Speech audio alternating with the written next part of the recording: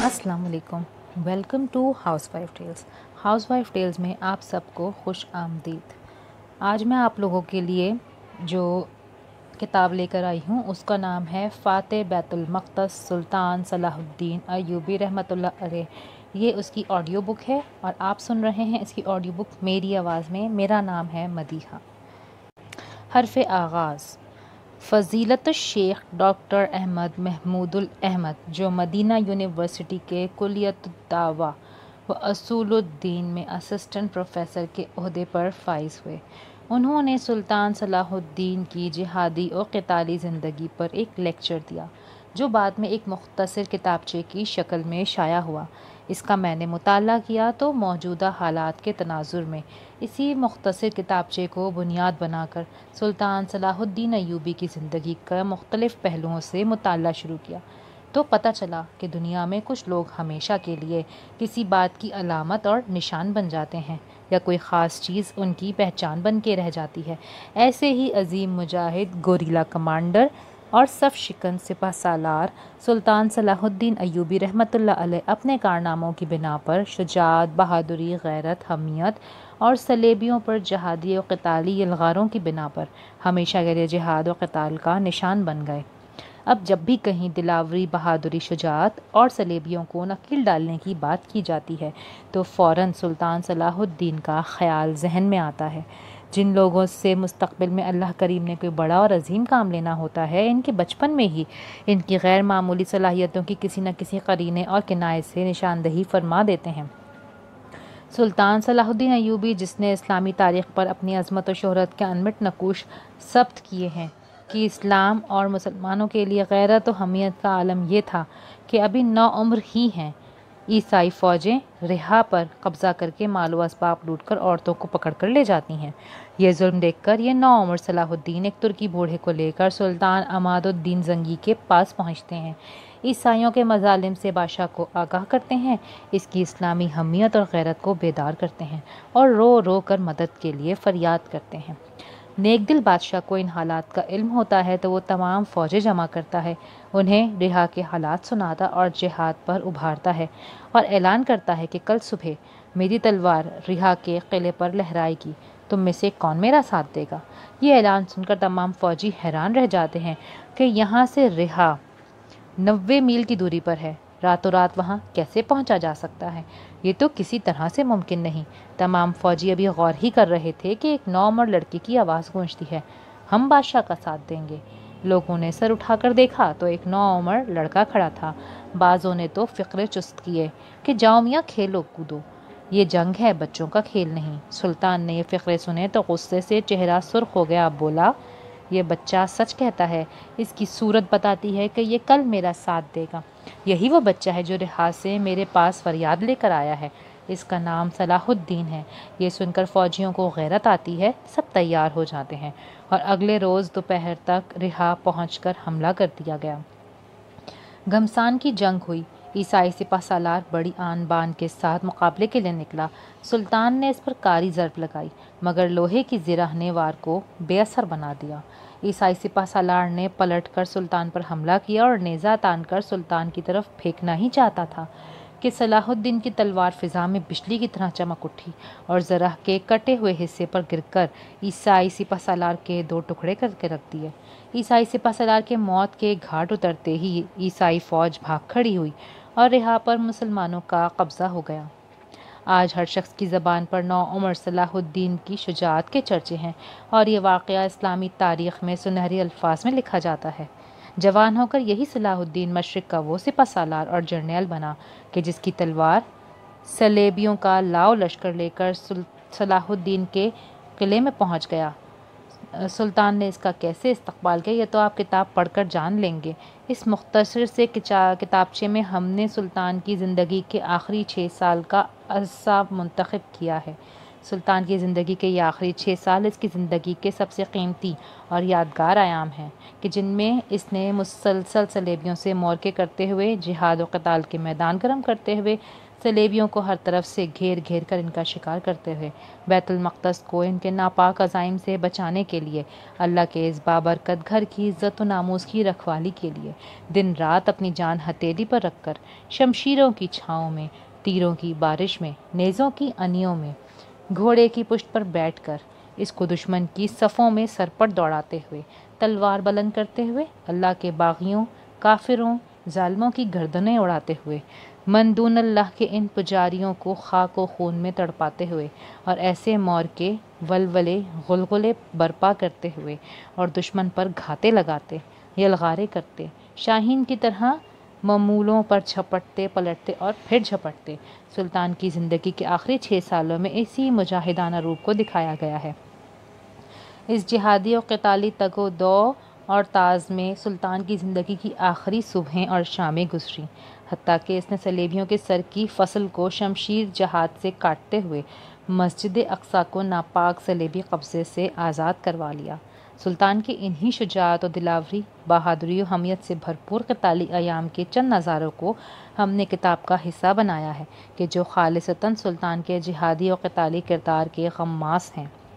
عظیم مجاہد صلاح الدین ایوبی کی زندگی کے آخری سالوں کے یہ جہادی لمحات ہمیں یہ دعوت مباشرت دے رہے ہیں کہ تم میں سے کوئی ایسا دلاور ہے جو میدان میں آ کر ان صلیب کے پجاریوں کا مقابلہ کرے کہ آج جب امت مسلمہ صلیبیوں کے گھیروں، ان کی مکروہ چالوں اور فریبانہ سازشوں کے جال میں پھنس کر لہو لہان ہے، آج افغانستان، کشمیر، جنت نظیر کے مظلومین، مقہورین، مجبورین، معصومین، کٹے پھٹے، خون آلود، بارود کی بو میں رچے بسے، رو رو کر یہ فریاد کر رہے ہیں کہ نام نہاد مہذب یورپی درندوں نے ہمیں چیڑ پھاڑ کے رکھ دیا ہے، ہمیں گھر سے بے گھر، وطن سے بے وطن کر دیا ہے۔ ہمارا یہ حال ہے کہ ہم جائیں تو کس کے پاس شکایت لے کر جائیں، کس کے پاس فریادی بن کر جائیں، ہم کس کو اپنا دکھڑا سنائیں کہ کون ہمارے دکھوں کا مداوع کر سکے۔ یہ دکھیارے آج کسی ایوبی اور قاسم رحمۃ اللہ کے منتظر ہیں، آسے لگائے کب سے بیٹھے ہیں۔ آج پھر وہی مسجد اقصیٰ، وہی بیت المقدس جس کو سلطان صلاح الدین نے غیرت و مسلم کا ثبوت دیتے ہوئے آزاد کروایا تھا، پھر صلیبیوں اور یہودیوں کے خونخوار پنجوں میں پھنسی ہوئی ہے، اور وہاں مسجد اقصیٰ سسکتی ہوئی، بلکتی ہوئی، کراہتی ہوئی، آہیں اور سسکیاں بھرتی ہوئی ہم سے یوں فریاد کناں ہے، ہم سے کہہ رہی ہے کہ میں، یعنی اللہ کا گھر اقصیٰ، اے غیرتوں شجاعتوں کی امین مسلمانوں، تمہیں پکار رہی ہوں، کب سے بلک رہی ہوں کہ کفر کے تیر میرے سجدوں کے لیے بے تاب جسم کو زخمی کر رہے ہیں، میرا جسم زخموں سے چور چور ہو چکا ہے، لہو لہان اور ویران ہو چکا ہے۔ اے آخری نبی محمد صلی اللہ علیہ وآلہ وسلم کے کلمہ پڑھنے والے امتیوں، تم میری چیخوں کو سن بھی رہے ہو، پھر بھی میری مدد کے لیے نہیں آ رہے، کیا ہو گیا ہے تمہیں؟ کب آ کر میرے زخموں پر مرہم رکھو گے؟ ان حالات میں کیا ہم میں سے کوئی ایسا ہے جو سلطان صلاح الدین ایوبی بن کر دنیا بھر کے صلیبیوں کو منہ توڑ جواب دے کر یہ بتلا دے کہ غیرت مسلم ابھی زندہ ہے، ایوبی کی شجاعت ابھی زندہ ہے، ہماری رگوں میں ابھی غزنوی، غوری اور ابن قاسم رحمۃ اللہ علیہم کا غیرتوں اور شجاعتوں کا امین خون گردش کر رہا ہے؟ اگر تم نے مسلمانوں پر روا موجودہ مظالم کو صلیبی جنگوں کا بدلہ کا نام دے دیا ہے تو پھر ایسے ہی صحیح، اب ہر میدان میں دوبارہ ہلال اور صلیب کی جنگ ہوگی، کفر اور ایمان کی جنگ ہوگی، ظالم اور مظلوم کی جنگ ہوگی، اب میدان جہاد و قتال سجیں گے، اب مورکے ہوں گے، اب ایوبی کے روحانی فرزند جہاد و قتال کی شمشیر بے نیام ہاتھوں میں تھام کر میدان کارزار میں اترے آئیں گے، رب المستغفرین کی رحمت سے اب ہر اس صلیبی کے ہاتھ اور پاؤں کاٹ دیے جائیں گے جو ظلم کے لیے کسی مسلمان کی طرف بڑھیں گے، وہ آنکھ نکال دیں گے جو امت مسلمہ کی کسی بیٹی کی طرف بری نظر سے دیکھنے کی جرت کرے گی کہ صلاح الدین کے روحانی فرزند ابھی زندہ ہیں، وہ تمہیں ہر جگہ ظلم سے روکیں گے، جہاد و قتال کی شاہراہ پر چلتے ہوئے تیرے پیچھے پیچھے آئیں گے، تمہیں مظلوم اور مجبور مسلمانوں پر ہرگز ظلم نہیں کرنے دیں گے، ظلم سے روکنے کو تم ہماری دہشت گردی کہو یا صلیبی جنگ کے آغاز کا بغل بجاؤ، ہم ہر دم تیار ہیں، اپنے رب کریم کی رحمت و نصرت پر بھروسہ کرتے ہوئے ہم تجھے یاور کروا دیتے ہیں کہ انشاءاللہ تیری طرف سے شروع کی گئی اس صلیبی جنگ کا نتیجہ بھی وہی برآمد ہوگا جو سلطان صلاح الدین ایوبی کے دور میں برآمد ہوا تھا، پھر تو آگے آگے ہوگا اور ہم تیرے پیچھے پیچھے تعاقب کرتے ہوئے یورپ پہنچ جائیں گے، اور اس وقت تک اس جہادی اور قتالی شعلے کو سرد نہ ہونے دیں گے کہ جب تک یورپ میں جہاد کے شعلے نہیں بھڑک اٹھتے، اعلیٰ کلمت اللہ کا پرچم لہرا نہیں جاتا، جب تک دین خالص اللہ کے لیے نہیں ہو جاتا اور فضائیں اللہ اکبر کے دل نواز ترانوں سے نہیں گونج جاتی۔ انشاءاللہ وہ دن قریب آنے والا ہے۔ انشاءاللہ اللہ تعالیٰ کی رحمت سے ہر جوان دنیا میں مختلف جگہ ظلم و جوار پر مبنی روا رکھی گئی ہے، ان صلیبی جنگوں کے لیے تیار ہو چکا ہے۔ بس ذرا صبر کہ جبر کے دن تھوڑے ہیں، مسرت کی گھڑیاں آیا ہی چاہتی ہیں انشاءاللہ۔ طوائف الملوکی کا دور اور صلیبیوں کی آمد۔ صلاح الدین ایوبی رحمۃ اللہ کے آخری سالوں پر گفتگو کرنے کا یہ ایک تقاضا ہے کہ صلیبی جنگوں کے سن 491 سے لے کر 1098 میں شروع ہونے والے اور بڑھنے سے قبل عالم اسلام پر ایک نگاہ طائرانہ ہی صحیح ڈالی جائے، اور خاص طور پر اس علاقے پر جو صلاح الدین ایوبی رحمۃ اللہ کے پروان چڑھنے کے لیے سازگار ثابت ہوا، اور وہ ہیں جزیرہ فراتیہ، شمالی عراق اور مصر کے علاقے۔ صلیبی جنگوں کے حوالے سے اس سابقہ دور کی سیاسی زندگی کو ایک نمایاں مقام حاصل ہے۔ پورے عالم اسلام میں بے چینی اور اضطراب کی کیفیت طاری تھی۔ صرف بغداد ہی کو لیجیے، خلافت عباسیہ دگرگوں اور ڈاواں ڈول تھی، اور حالت یہاں تک پہنچ چکی تھی کہ سلجوقی بادشاہوں کے اشاروں پر کام چلایا جا رہا تھا۔ اسی لیے ہم کہہ سکتے ہیں کہ حکومت بویہ کی نسبت حکومت سلجوقیہ خلافت عباسیہ کو قدر کی نگاہ سے دیکھتی تھی، اسی لیے کہ یہ لوگ اہل سنت اور وہ اہل تشیع تھے۔ اس خلافت نے ان دوسروں کے تسلط سے بچتے ہوئے کٹھن مراحل میں سانس لیا، اور یقیناً حکومت سلجوقیہ کا اس علاقے میں اہل سنت عقائد کی ترویج و استحکام میں اور رومی مورکوں کی روک تھام میں اہم کردار ہے۔ یہ وہی حکومت ہے جس نے سن 463 سے لے کر سن 1071 میں ملازکرد کے فیصلہ کن معرکے میں برابر کا ماپ دیا تھا، یعنی رومیوں کا ڈٹ کر مقابلہ کیا تھا۔ لیکن ابھی سن 1097 کا برس شروع نہیں ہوا تھا کہ یہ حکومت ٹوٹ پھوٹ کا شکار ہو گئی، اور باہم تصادم ایک دوسرے سے دست و گریباں اور ایک دوسرے کو زیر کرنے والے 5 سلجوق حکومتیں بن بیٹھیں، اور پھر بتدریج ان صلیبی حملہ آوروں کا مقابلہ کرنے سے عاجز آتی گئیں، جبکہ مصر خلافت فاطمیہ کے زیر اثر تھا، جس پر ہنگامہ آرائی نے اپنے پنجے گاڑے ہوئے تھے، اور پھر یہ دن بدن چاروں طرف پھیلتے ہی چلے گئے۔ بالآخر نوبت بائیں جارسید کے حلیفیوں، وزیروں اور سرداروں میں ختم نہ ہونے والے جھگڑے طول پکڑ گئے۔ مذکورہ حالات سے بڑھ کر ملک شام تو فاطمیوں اور سلجوقوں کی کھینچا تانی میں میدان جنگ بنا ہوا تھا۔ ان دونوں قوتوں کو اس بات کی پرواہ تک بھی نہیں رہی کہ اپنے ملک اور رعایا کے لیے ضروری حقوق کا خیال ہی رکھ سکیں۔ تو ان حالات میں چھوٹی چھوٹی اور حقیر سی طوائف الملوکی پر مبنی گروہی حکومتوں نے جنم لیا۔ کچھ تو ایسی بھی تھیں کہ جن کے پاس ایک قلعے سے زیادہ اور تھوڑی سی زمین کی ٹکڑی کے سوا کچھ بھی نہ تھا۔ یہ عجیب و غریب حکمران آپس میں ایک دوسرے کے خلاف جھگڑنے اور ظلم و زیادتی کرنے والے بنتے چلے گئے۔ ابو شامہ کے بقول کسی کا اپنے پیٹ اور شرمگاہ سے آگے کوئی پروگرام نہ تھا۔ اگلا قصہ، پہلی صلیبی جنگ اور سقوط بیت المقدس۔ 5ویں صدی ہجری کے آخر میں، جبکہ خلافت عباسیہ زوال پذیر تھی اور امت مسلمہ مختلف ٹکڑوں میں بٹ کر کمزور ہو چکی تھی، مسیحی اقوام کو اپنے ناپاک آرزو کی تکمیل کا موقع مل گیا۔ میڈیا وار کے تحت پطرس راہب نے مسلمانوں کے مظالم کی فرضی داستانیں سنا کر پورے یورپ میں اشتعال پیدا کر دیا اور مسیحی دنیا میں ایک سرے سے دوسرے سرے تک آگ لگا دی۔ پوپ اربن دوم نے اس جنگ کو صلیبی جنگ کا نام دیا اور اس میں شرکت کرنے والوں کے گناہوں کی معافی اور ان کے جنتی ہونے کا مژدہ سنایا۔ زبردست تیاریوں کے بعد فرانس، انگلینڈ، اٹلی، جرمنی اور دیگر یورپی ممالک کے افواج پر مشتمل 13 لاکھ افراد کا سیلاب عالم اسلام کی سرحدوں پر ٹوٹ پڑا۔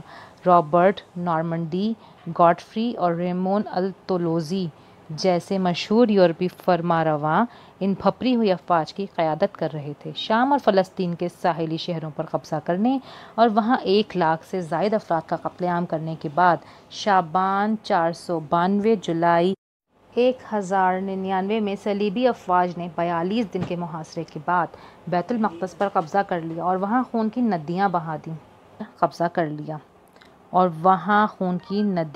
دیں۔ فرانسیسی مورخ میشو کے مطابق صلیبیوں نے ایسے تعصب کا ثبوت دیا جس کی مثال نہیں ملتی۔ عربوں کو اونچے اونچے برجوں اور مکانوں کی چھت سے گرایا گیا، آگ میں زندہ جلایا گیا، گھروں سے نکال کر میدان میں جانوروں کی طرح گھسیٹا گیا۔ صلیبی جنگجو مسلمانوں کو مقتول مسلمانوں کی لاشوں پر لے جا کر قتل کرتے۔ کئی ہفتوں تک قتل عام کا یہ سلسلہ جاری رہا۔ 70,000 سے زائد مسلمان صرف اقصیٰ میں تہو تیغ کیے گئے۔ عالم اسلام پر نصرانی حکمرانوں کی یہ وحشیانہ یلغار تاریخ میں پہلی صلیبی جنگ کے نام سے مشہور ہے۔ عیسائی کمانڈروں نے فتح کے بعد یورپ کو خوشخبری کا پیغام بھجوایا اور اس میں لکھا، اگر آپ اپنے دشمنوں کے ساتھ ہمارا سلوک معلوم کرنا چاہیں تو مختصراً اتنا لکھ دینا کافی ہے کہ جب ہمارے سپاہی حضرت سلیمان علیہ السلام کے معبد یعنی مسجد اقصیٰ میں داخل ہوئے تو ان کے گھٹنوں تک مسلمانوں کا خون تھا۔ بیت المقدس کے سقوط کے بعد مسیحی اقوام نے مقبوضہ شام اور فلسطین کو تقسیم کر کے القدس، طرابلس، انطاکیہ اور یافا کی 4 مستقل صلیبی ریاستیں قائم کیں۔ حالات نہایت پرخطر تھے۔ عالم اسلام کے اکثر حکمران خانہ جنگیوں میں مست تھے۔ بعض صلیبیوں کے حلیف بن گئے، ان میں سے کوئی بھی نصرانیوں سے ٹکرانے کا حوصلہ نہ رکھتا تھا۔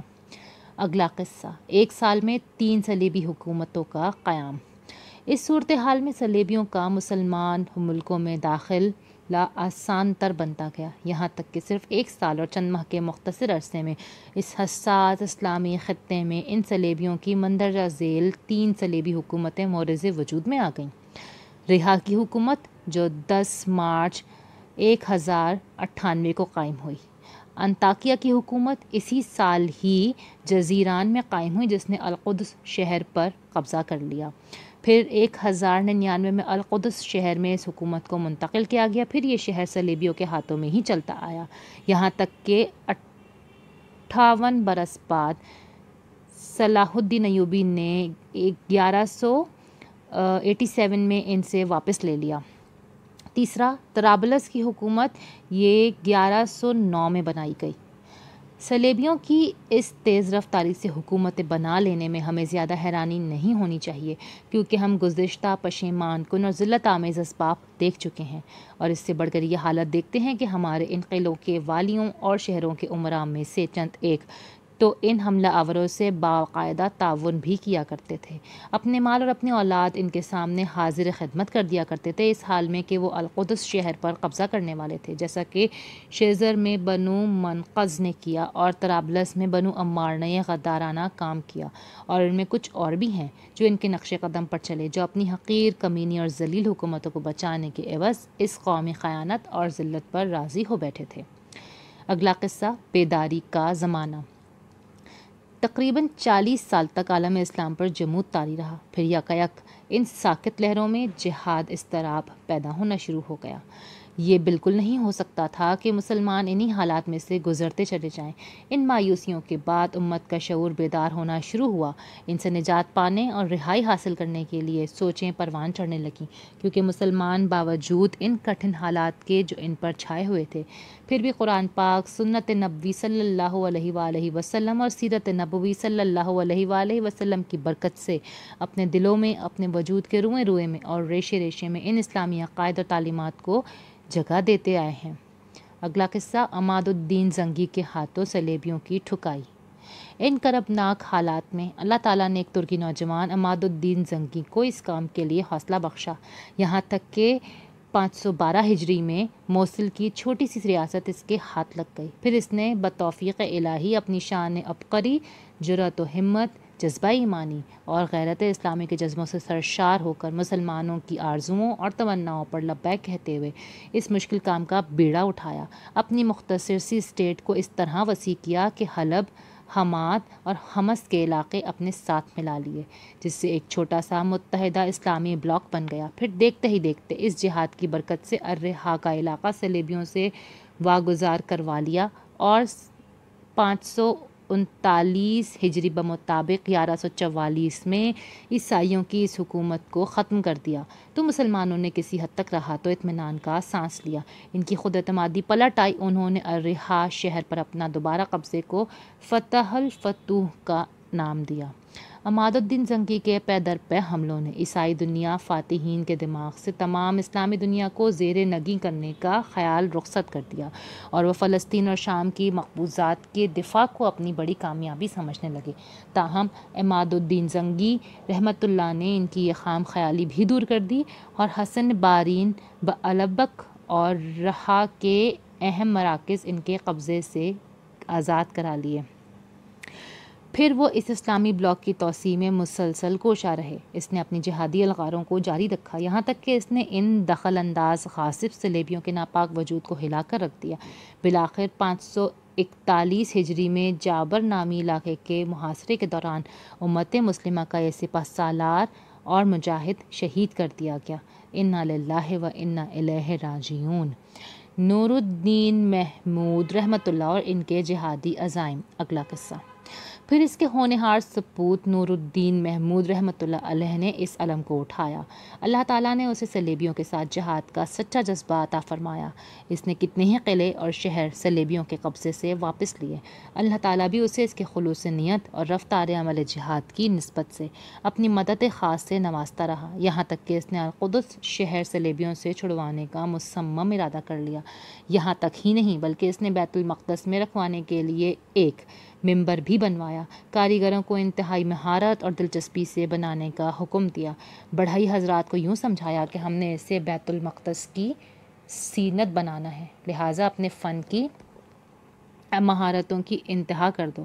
چنانچہ کاریگروں نے کئی سال کی محنت شاقہ سے اسے تیار کیا۔ امام ابن الاسیر الکامل میں اس پر یوں رقم تراز ہیں کہ یہ ایسا کارنامہ ہے جو اس سے قبل کوئی مسلمان سر انجام نہیں دے سکا۔ ان کوششوں کے ساتھ ساتھ اس نے اسلامی بلاک کو متحد اور بیدار رکھنے کی کاوشیں بھی تیز تر کر دیں، جس کے نتیجے میں اللہ تعالیٰ نے اسے بکھری ہوئی چھوٹی چھوٹی من پسند قلعوں اور شہروں کی حکومتوں کے بجائے ایک طاقتور جہاد کو جاری رکھنے والی سلطنت عطا فرمائی۔ جزیرہ فراتیہ، سوریہ یعنی شام، اردن، مصر، حجاز اور یمن اس سلطنت کے مضبوط پائے تخت سمجھے جانے لگے۔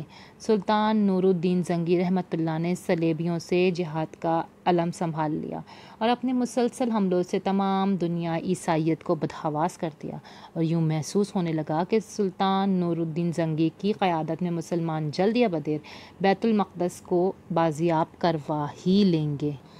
اس خطرے کو بھانپ کر جرمنی کے بادشاہ کونراد ثالث اور فرانس کے تاجدار لوئی ہفتم نے مشترکہ تیاری کے ساتھ ایک ٹڈی دل لشکر تیار کیا اور 542 ہجری 1147 میں عالم اسلام پر چڑھائی کر دی۔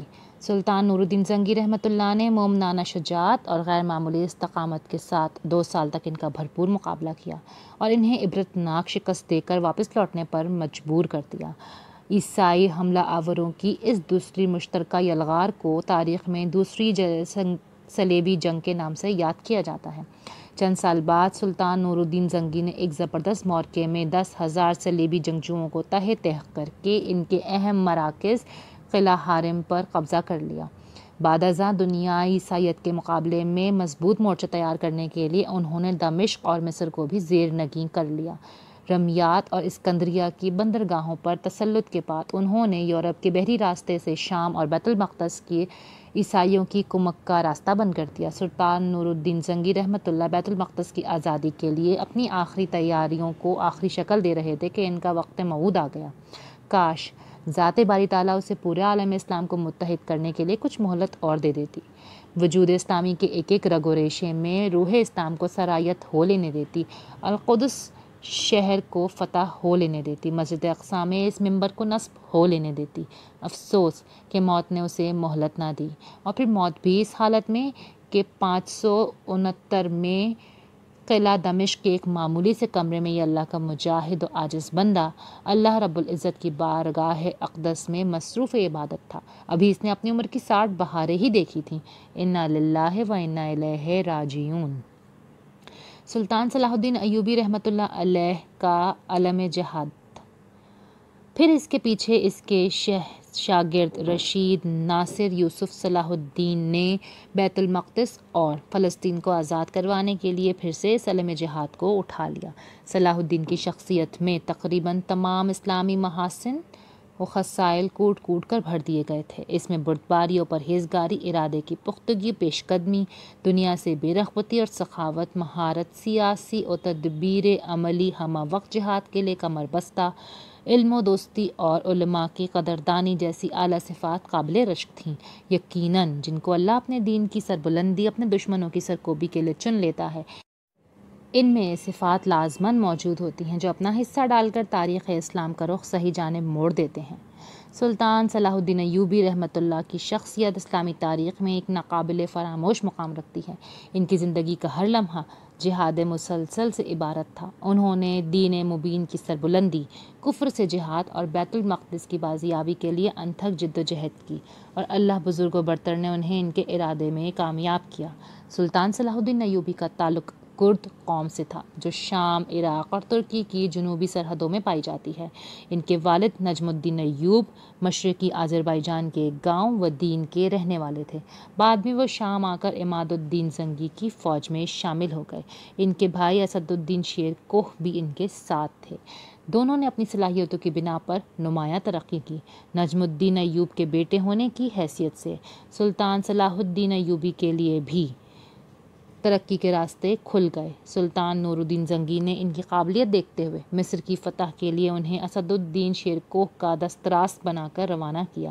مصر پر قبضہ کے کچھ عرصے بعد جب شیر کوہ نے وفات پائی تو نور الدین زنگی کے نائب کی حیثیت سے سلطان ایوبی نے وہاں کی حکومت سنبھال لی۔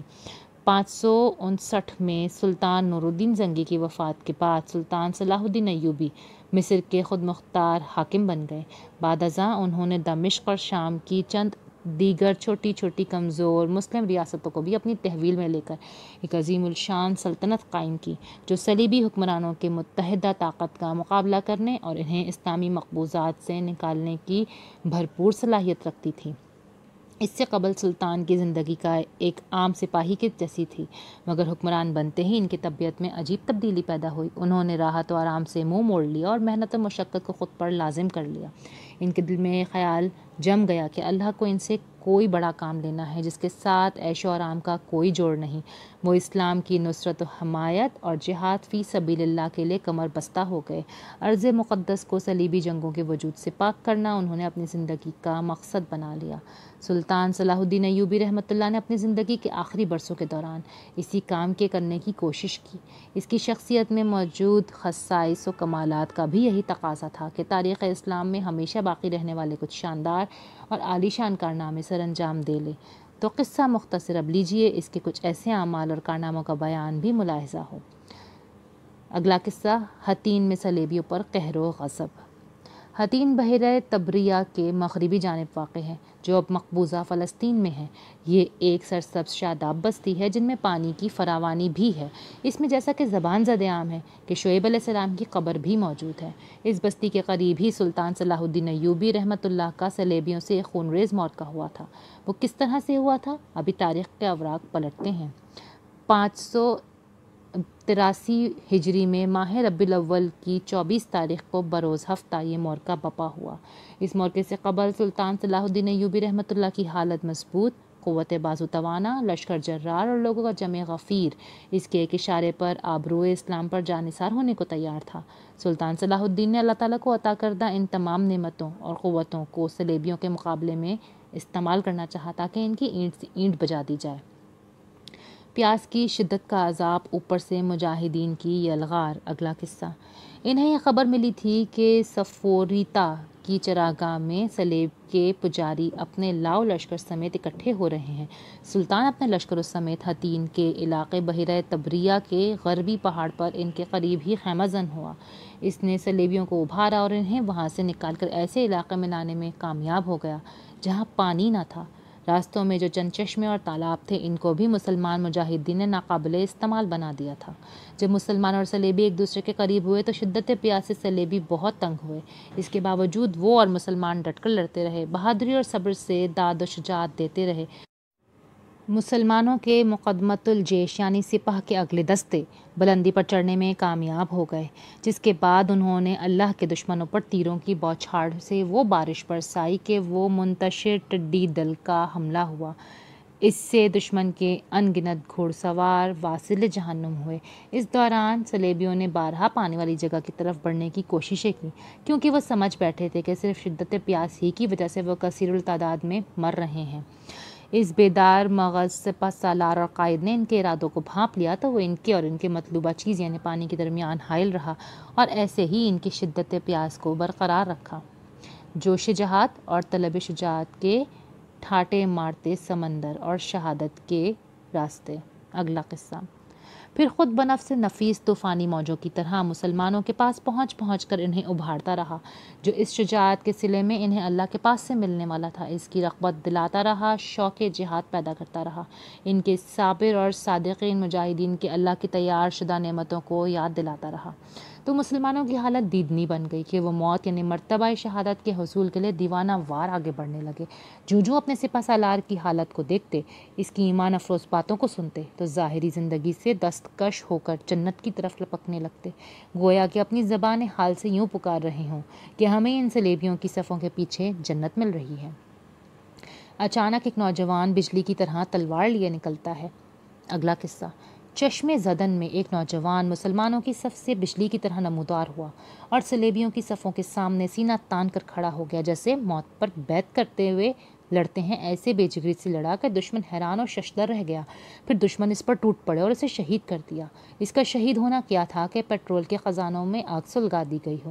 مسلمان طیش میں آ گئے، ان کے سینوں میں جوش انتقام کا طوفان ٹھاٹھے مارنے لگا، لہٰذا انہوں نے ایسا نعرہ تکبیر بلند کیا کہ جسے کائنات کے کناروں نے سنا ہوگا اور آفاق عالم نے جس کا جواب دیا ہوگا۔ پھر مسلمانوں نے صلیبیوں پر وہ پرخلوص فدائیانہ اور جانثارانہ حملے کیے جنہوں نے صلیبیوں کی صفوں کو تتر بتر کر کے رکھ دیا۔ صلیبی فوج کے سربراہ الکونسار ریمنڈ کا دل مایوسی اور نا امیدی سے بھر گیا۔ اس نے میدان جنگ سے فرار ہونے کی کوشش کی، لیکن یہ کیسے ہو سکتا تھا؟ اس نے اپنا ایک گھوڑا سوار دستہ اکٹھا کیا اور قریبی مسلمانوں پر حملہ آور ہو تاکہ بھاگنے کے لیے کوئی راستہ بنا سکے، لیکن اس جانب سلطان صلاح الدین ایوبی کا بھتیجا تقی الدین عمر مقرر تھا۔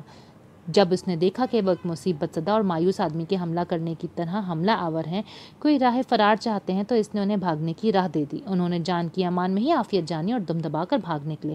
وہ ایسے بھاگ رہے تھے کہ پلٹ کر بھی نہ دیکھتے تھے، کیونکہ ان کی مطلوب ایک ہی چیز تھی کہ بھاگو بھاگو، جان بچاؤ۔ آگ کا بطور جنگی ہتھیار استعمال۔ اگلا قصہ اور یہ بھی اتفاق کی بات تھی کہ وہ ایسا علاقہ تھا جہاں خشک گھاس اور خزاں زدہ خشک درخت بکثرت موجود تھے، اور وہ دن بھی انتہائی زیادہ گرمی والا، لو چلنے کے ایام تھے۔ مسلمانوں نے اس میں آگ لگا دی، آگ بھڑکی، شعلے اٹھے، ہوا کا رخ بھی صلیبیوں کی طرف تھا۔ تو اس طریقے سے صلیبیوں پر کئی حرارتیں حملہ آور تھیں، یعنی آگ کی حرارت، دھوئیں کی حرارت، پیاس کی حرارت، قتال کی حرارت اور موسم کی حرارت، سب کی سب اکٹھی ہو گئیں۔ اس سے قبل انہوں نے ایسا حال کبھی نہ دیکھا ہوگا، کیونکہ یہ صلیبی اکثر سرد اور برفانی علاقوں کے رہنے والے تھے۔ عبرت ناک اور حسرت ناک موت کا تعین اور یقین۔ اگلا قصہ انہیں اس بات کا یقین ہو گیا کہ کوئی راستہ انہیں موت سے بچا نہیں سکے گا، سوائے اس کے کہ اپنے عقیدے کا، خواہ وہ کیسا بھی ہے، دفاع کرنے والے کی طرح بہادری کے جوہر دکھاتے ہوئے موت کی طرف ہی بڑھا جائے۔ ادھر ان مسلمانوں کا کیا جوش اور ولولہ ہوگا جو اپنے سچے عقیدے کے ساتھ لڑ رہے تھے، جن کے گھر بار لوٹ لیے گئے تھے، جن کے علاقے چھین لیے گئے تھے۔ صلیبی ایک بار پھر جمع ہوئے۔ مسلمانوں پر کئی حملے کے قریب تھا کہ مسلمانوں کو ان کی جگہوں سے ہٹا دیتے اگر ان پر اللہ تعالیٰ کی خاص عنایت نہ ہوتی۔ بس یہ ہوتا رہا کہ ہر بار صلیبی جب حملے سے واپس پلٹتے تو مقتولین اور مجروحین کی تعداد میں اضافہ ہی پاتے، یہاں تک کہ کمزور سے کمزور تر ہی بنتے گئے۔ امام ابن الاثر کے بقول مسلمانوں نے انہیں دائرے کے محیط کی طرح گھیرے میں لے لیا۔ کچھ باہر بچے تو وہ حتین کی ایک جانب ایک ٹیلے پر چڑھنے میں کامیاب ہو گئے۔ وہاں انہوں نے اپنے خیمے نصب کرنے چاہے تو مسلمان ان پر چاروں طرف سے ٹوٹ پڑے، اکثر کو واصل جہنم کیا، پھر بھی وہ ایک خیمہ نصب کرنے میں کامیاب ہو ہی گئے، اور وہ بھی اپنے بادشاہ کا خیمہ۔ صلیب اعظم پر مجاہدین کا قبضہ۔ مسلمانوں نے دریں اثنا ان سے اس صلیب اعظم کو چھین لیا جس کو صلیب الصلبوت کہتے ہیں۔ اس صلیب کا مسلمانوں کے قبضے میں آ جانا ان کے لیے سب سے بڑی پریشانی بن گئی۔ اوپر سے اللہ کا لشکر یعنی مسلمان انہیں تہہ تیغ کیے جا رہے تھے اور بے شمار کو قیدی بھی بنا رہے تھے، یہاں تک کہ اس ٹیلے پر بادشاہ کے خواص اور بہادر تقریباً 150 گھڑ سوار باقی رہ گئے۔ صلیبی بادشاہ کے خیمے کی تباہی اور سجدہ میں شکرانے کے آنسو۔ یہاں سے ہم صلاح الدین کے بیٹے سلطان افضل کی بات آپ کے سامنے رکھتے ہیں، جو اس نے مورکے کے اس مرحلے سے متعلق اپنی یعنی عینی شہادت کے طور پر بیان کی ہے۔ وہ بتاتا ہے کہ میں بھی اس مورکے میں اپنے ابو کے ہمراہ تھا۔ ان فرنگیوں نے اپنے مد مقابل مسلمانوں پر ایک بڑا خطرناک حملہ کیا، یہاں تک کہ انہیں میرے ابو کے قریب تک لے آئے۔ میں نے اپنے ابو جان کی طرف نگاہ اٹھائی تو چہرے پر پریشانی اور غصے کے آثار دیکھے۔ انہوں نے اپنے ریش مبارک کو پکڑا اور نعرہ تکبیر بلند کرتے ہوئے دشمن پر ٹوٹ پڑے۔ مسلمانوں نے ان کی پیروی کی، فرنگی شکست کھا کر پیچھے ہٹے اور ایک ٹیلے تک پہنچ کر پناہ گزین ہو گئے۔ میں اس دم زور زور سے چلا رہا تھا، ہم نے انہیں ہرا دیا، ہم نے انہیں شکست دے دی۔ فرنگی دوبارہ پلٹے، دوسری بار پھر حملہ آور ہوئے۔ انہوں نے اپنے سامنے والے مسلمانوں کو پھر میرے ابو تک پہنچا دیا۔ میرے ابو جان نے دوبارہ پہلے کی طرح کیا، مسلمان بھی ان کے ساتھ ہی جھپٹے اور یوں دوبارہ انہیں اس ٹیلے سے ہٹنے پر مجبور کر دیا۔ دراصل سلطان صلاح الدین ایوبی رحمۃ اللہ اپنا یہ فعل و عمل اس انداز سے کر رہے تھے جس انداز سے رسول اللہ صلی اللہ علیہ وسلم نے یوم بدر میں کیا تھا۔ جیسے کہ سیدنا علی بن ابی طالب روایت بیان کرتے ہیں، جب لڑائی اپنے جوبن پر ہوتی، آنکھیں جوش انتقام میں سرخ ہو چکی ہوتی تو لوگ آپ کے پاس آ کر اپنے آپ کو بچایا کرتے تھے۔ لڑائی کی اس حالت میں آپ دشمن کے قریب تر ہوا کرتے تھے۔ یہ بات کوئی قابل تعجب بھی نہیں، بلکہ ایسے مرحلے میں ایک حقیقی مومن سپہ سالار کو جو صلاح الدین ایوبی رحمۃ اللہ جیسا ہو، اس رسول کی پیروی ہی کرنی چاہیے۔ جب مسلمان دوسری مرتبہ فرنگیوں پر جھپٹے، افضل پھر چلانے لگا، ہم نے انہیں شکست دے دی، ہم نے انہیں ہرا دیا۔ تو اس کا باپ سلطان اس کی طرف پلٹا اور اسے کہا، چپ ہو جا، جب تک اس خیمے کو اکھاڑ نہ لیں ہم نے انہیں شکست نہیں دی۔ یہ صلیبی بادشاہ کے اس خیمے کی طرف اشارہ کرتے ہوئے کہا جو ٹیلے پر نصب کیا گیا تھا۔ سلطان صلاح الدین رحمۃ اللہ نے اپنا حملہ پورا بھی نہیں کیا تھا کہ مجاہدین کی طرف سے اس خیمے کو زمین بوس کیا جا چکا تھا۔ سلطان نے یہ دیکھتے ہی اپنے گھوڑے سے نیچے اتر کر بارگاہ الہی میں سجدہ شکر ادا کیا۔ اس کے ساتھ ہی جو اللہ نے مسلمانوں پر انعام فرمایا تھا، آپ کے گندم گوں رخساروں پر خوشی و انبساط کے آنسو موتی بن کے بہہ رہے تھے۔ اللہ اکبر!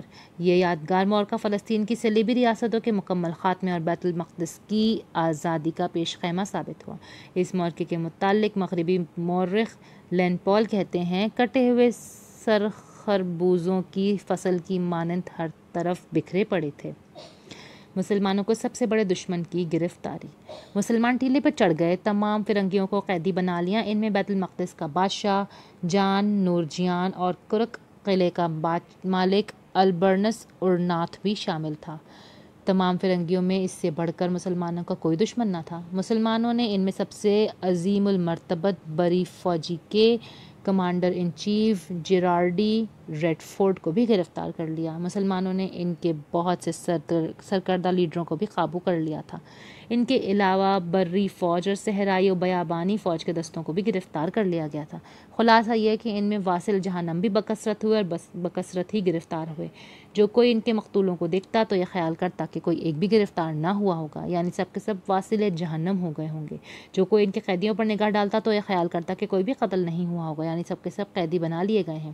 یعنی وہ اس کثرت سے مقتول اور قیدی ہوئے تھے۔ ان ظالموں کو جب سے یعنی 491 1097 سے یہ ان اسلامی ممالک میں گھسے ہوئے ہیں، اتنا بڑا نقصان برداشت نہیں کرنا پڑا تھا۔ اس موقع میں عیسائی مورخ مچارڈاس جنگ میں عیسائیوں کے نقارن کی طرف اشارہ کرتے ہوئے تفصیل سے لکھتا ہے، فتح مسلمانوں کی طرف مائل ہو چکی تھی، لیکن رات نے دونوں فوجوں کو اپنے تاریک پردے میں چھپا لیا اور فوجیں اس طرح ہتھیار پہنے ہوئے تھیں جہاں تھیں صبح کے انتظار میں پڑ رہیں۔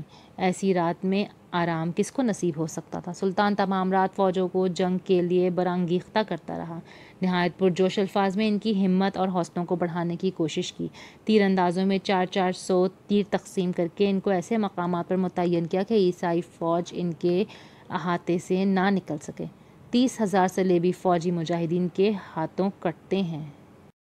عیسائیوں نے تاریکی سے یہ فائدہ اٹھایا کہ اپنی صفوں کو قریب قریب یکجا کر لیا، لیکن ان کی طاقت صرف ہو چکی تھی۔ دوران جنگ بعض اوقات وہ ایک دوسرے کو موت کی پرواہ نہ کرنے کی تعلیم دیتے تھے اور بعض اوقات آسمان کی طرف ہاتھ اٹھا کر اللہ تعالیٰ سے اپنی سلامتی کی دعائیں مانگتے تھے۔ کسی وقت وہ ان مسلمانوں کو جو ان کے نزدیک تھے دھمکیاں دیتے تھے اور اپنے خوف کو چھپانے کے لیے ساری رات فوج میں ڈھول اور نفیری بجاتے رہتے۔ آخرکار صبح کی روشنی نمودار ہو گئی جو تمام عیسائی فوج کی بربادی کا نشان تھی۔ عیسائیوں نے جب صلاح الدین کی تمام فوج کو دیکھا اور اپنے آپ کو سب طرف سے گھرا ہوا پایا تو خوفزدہ اور متعجب ہو گئے۔ دونوں فوجیں کچھ دیر تک ایک دوسرے کے سامنے اپنی اپنی صفوں میں آراستہ کھڑی رہیں۔ صلاح الدین حملہ کا حکم دینے کے لیے افق پر روشنی کے اچھی طرح نمودار ہونے کا انتظار کر رہا تھا۔ جب صلاح الدین نے وہ مہلک لفظ پکار دیا تو مسلمان سب طرف سے یکبارگی حملہ کر کے خوفناک آوازیں بلند کرتے ہوئے، جس سے انگریز مورخ کی مراد نعرہ تکبیر اللہ اکبر ہے، ٹوٹ پڑے۔ عیسائی فوج کچھ دیر تک تو جان توڑ کر لڑی، مگر ان کی قسمتیں ان کے دنوں کو ختم کر چکی تھیں۔ ان کے بائیں جانب کوہ حطین واقع تھا۔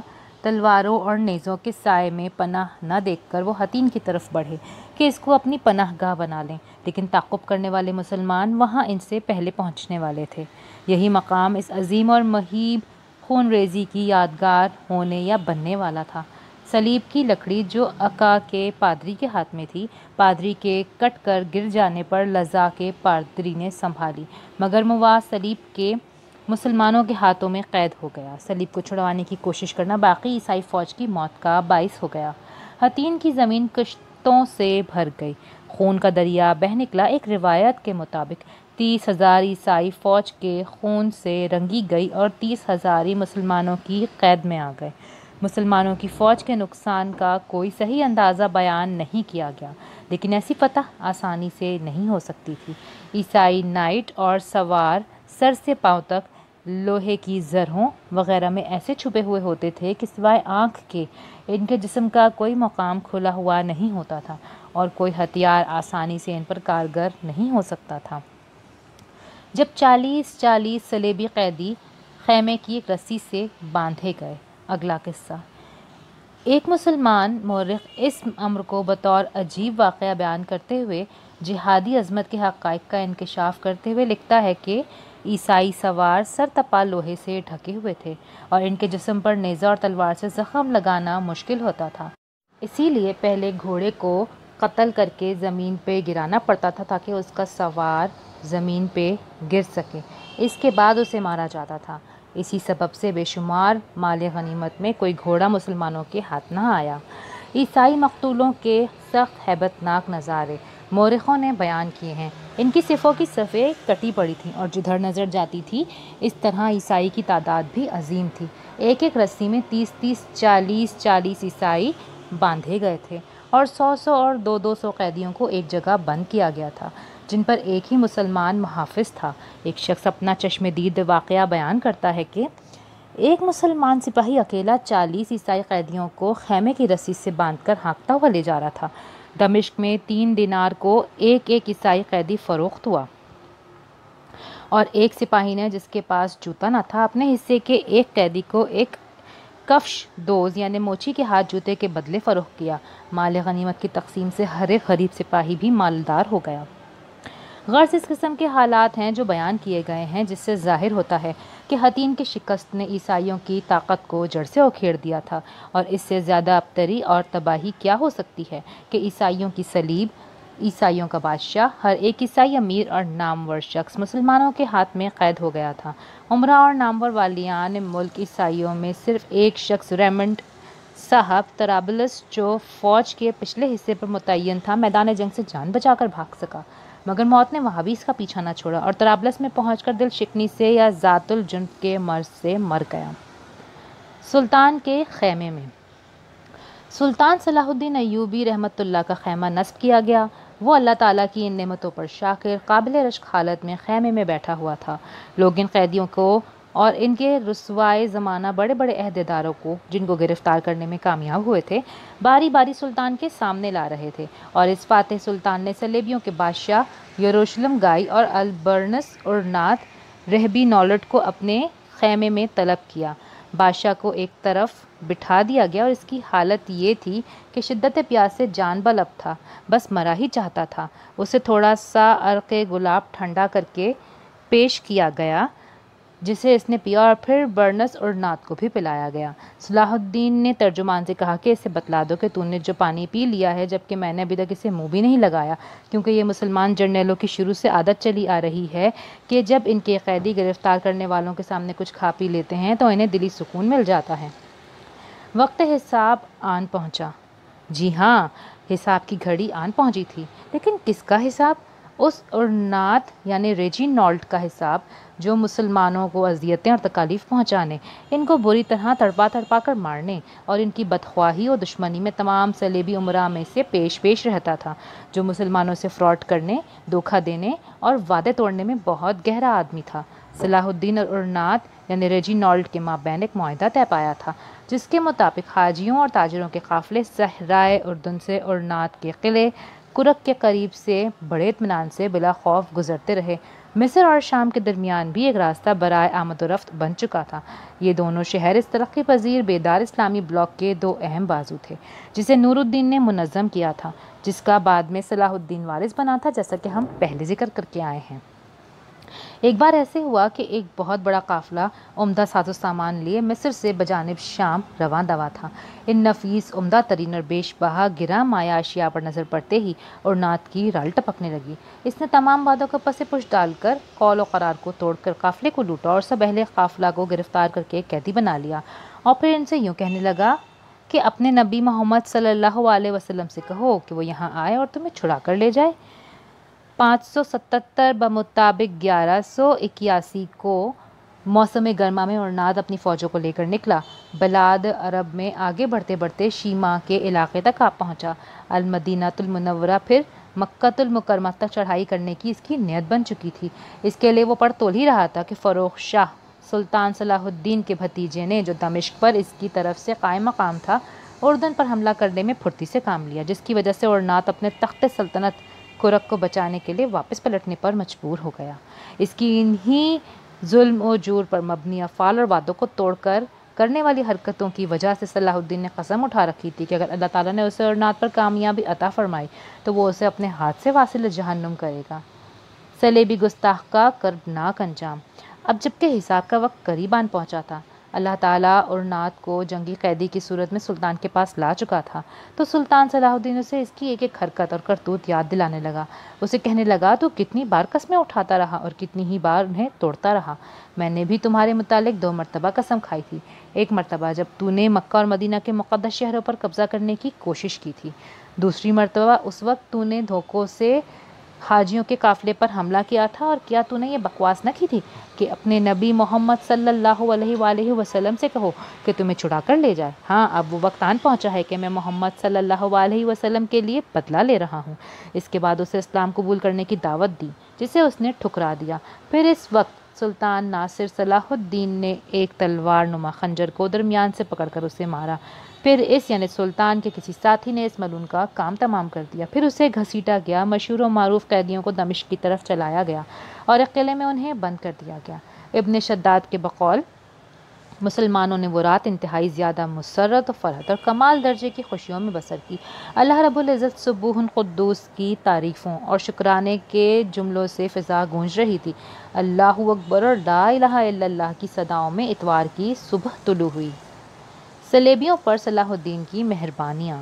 آخر ربیع الاخر 583 ہجری کے چہارشنبے کے روز سلطان نے عکا کی طرف کوچ کیا۔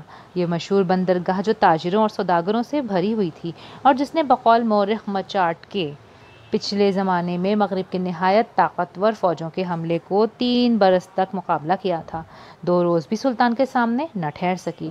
سلطان نے اہل شہر کو امان اور آزادی دی تھی کہ اپنے سب سے قیمتی اسباب جو لے جا سکیں لے کر وہاں سے چلے جائیں۔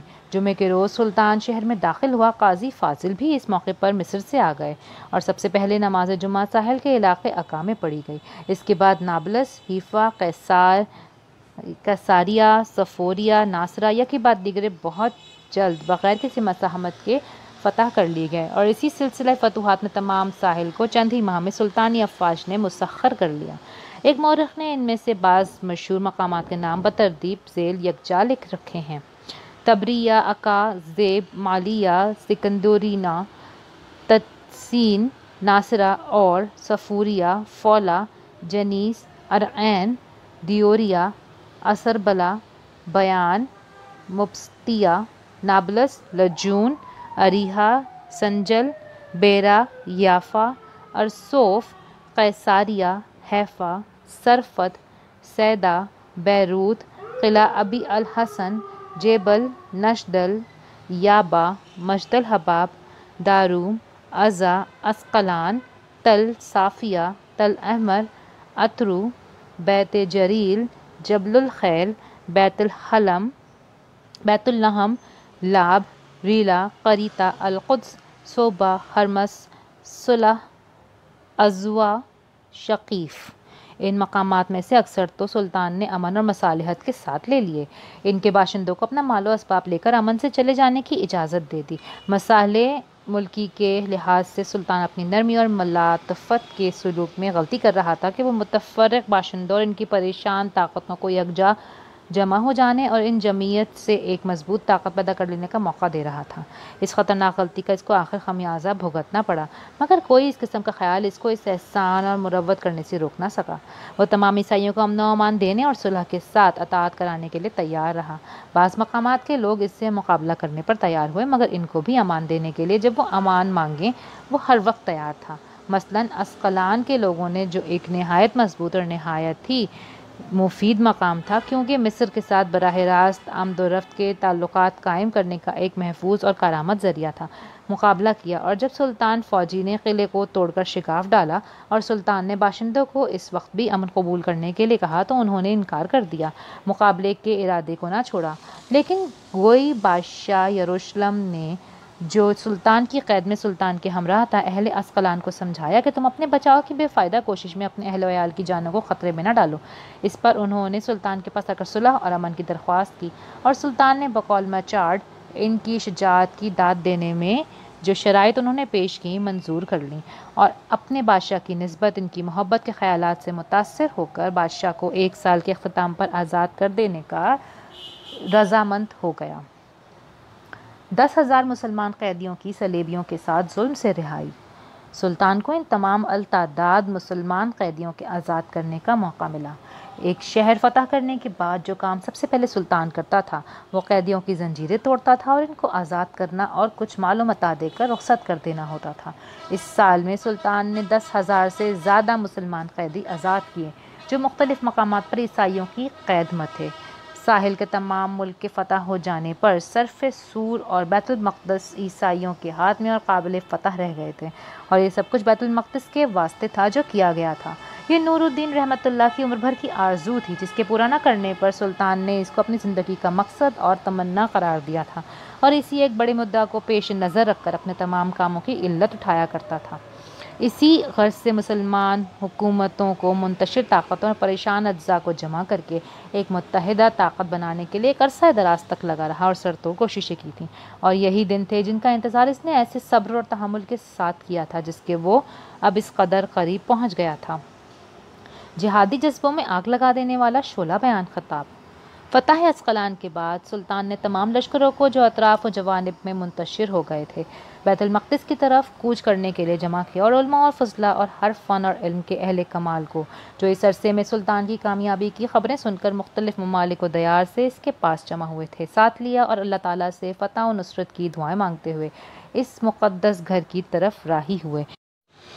بیت المقدس کے قریب پہنچنے پر جب عیسائیوں کی فوج کے ایک دستے سے مسلمان لشکر کی ایک بڑھی ہوئی جماعت سے مٹ بھیڑ ہو گئی تو سلطان نے تمام ارکان دولت، اہل شجاعت، شہزادگان ولا مرتبت، برادران عالی ہمت اور تمام امراء اور مصاحبین اور اہل لشکر کا ایک دربار مرتب کیا اور ان سب سے صلاح و مشورہ لیا، اور خاتمے پر ان سب کو خطاب کر کے ایک پراثر تقریر کی اور کہا کہ اگر اللہ تعالیٰ کی مدد سے ہم نے دشمنوں کو بیت المقدس سے نکال دیا تو ہم کیسے سعادت مند ہوں گے، اور جب وہ ہمیں توفیق بخشے گا تو ہم کتنی بڑی بھاری نعمت کے مالک ہو جائیں گے۔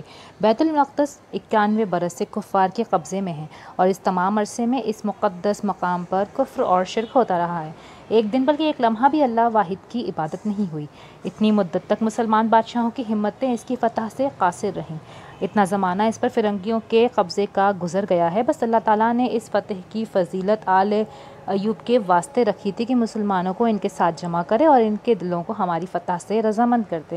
بیت المقدس کی فتح کے لیے ہمیں دل اور جان سے کوشش کرنی چاہیے اور بے حد سعی اور سرگرمی دکھانی چاہیے۔ بیت المقدس اور مسجد اقصی جس کی بنا تقویٰ پر ہے، جو انبیاء علیہ السلام اور اولیاء کا مقام اور پرہیزگاروں اور نیکوکاروں کا معبد ہے اور آسمان کے فرشتوں کی زیارت گاہ ہے۔ غضب کی بات ہے کہ وہاں کفار کا قبضہ ہے، کافروں نے اس کو اپنا تیرتھ بنا رکھا ہے۔ افسوس افسوس، اللہ کے پیارے بندے جوک در جوک اس کی زیارت کو آتے ہیں۔ اس میں وہ بزرگ پتھر ہے جس پر جناب رسول اللہ صلی اللہ علیہ وآلہ وسلم کے معراج پر جانے کا منہاج بطور یادگار بنا ہوا ہے، جس پر ایک بلند قبہ تاج کی مانند تیار کیا ہوا ہے، جہاں سے بجلی کی تیزی کے ساتھ براق برق رفتار سید المرسلین صلی اللہ علیہ وآلہ وسلم سوار ہو کر آسمان پر تشریف لے گئے تھے، اور اس رات نے سراج الاولیاء سے وہ روشنی حاصل کی جس سے تمام جہان منور ہو گیا۔ اس میں سیدنا سلیمان علیہ نبینا علیہ السلام کا تخت اور سیدنا داؤد علیہ السلام کی محراب ہے، اور اس میں چشمہ سلوان ہے جس کے دیکھنے والے کو حوض کوثر یاد آ جاتا ہے۔ یہ بیت المقدس مسلمانوں کا پہلا قبلہ ہے اور مبارک گھروں میں سے دوسرا اور 2 حرمین شریفین سے تیسرا ہے۔ وہ ان 3 مسجدوں میں سے ایک مسجد ہے جس کے بارے میں رسول پاک صلی اللہ علیہ وسلم نے فرمایا کہ ان کی طرف سفر کیا جائے اور لوگ ارادت مندی سے وہاں جائیں۔ کچھ عجیب نہیں کہ اللہ تعالیٰ وہ پاک مقام مسلمانوں کے ہاتھ میں دے دے کہ اس کا ذکر اس نے کلام پاک میں اشرف الانبیاء کے ساتھ مفصل بیان فرمایا ہے۔ سبحان الذی اسریٰ بعبدہ لیلا من المسجد الحرام الی المسجد الاقصی۔ اس کے فضائل اور مناقب بے شمار ہیں۔ اسی سے رسول خاتم الانبیاء صلی اللہ علیہ وسلم کو معراج ہوئی، اس کی زمین پاک اور مقدس کہلائی۔ کس قدر پیغمبروں نے یہاں عمریں گزاری، اولیاء اور شہداء اور علماء و فضلاء اور صلحاء کو تو کچھ ذکر ہی نہیں۔ یہ برکتوں کا سرچشمہ اور خوشیوں کی پرورش گاہ ہے۔ یہ وہ مبارک صحرائے شریفہ اور قدیم قبلہ ہے جس میں خاتم الانبیاء صلی اللہ علیہ وآلہ وسلم تشریف لائے اور آسمانی برکتوں کا نزول متواتر اس مقام پر ہوا۔ اس کے پاس رسول مقبول صلی اللہ علیہ وسلم نے تمام پیغمبروں کی امامت کی، جناب روح الامین ہمراہ تھے۔ جب نبی نے یہیں اعلیٰ علیین کو صعود فرمایا، اس میں سیدہ مریم علیہ السلام کی وہ محراب ہے جس کے حق میں پروردگار عالمین فرماتا ہے کلہما دخل علیہا زکریا المحراب وجد عندہا رزقا۔ اللہ کے نیک بندے اس میں تمام دن عبادت کرتے اور راتوں کو بیدار رہتے ہیں۔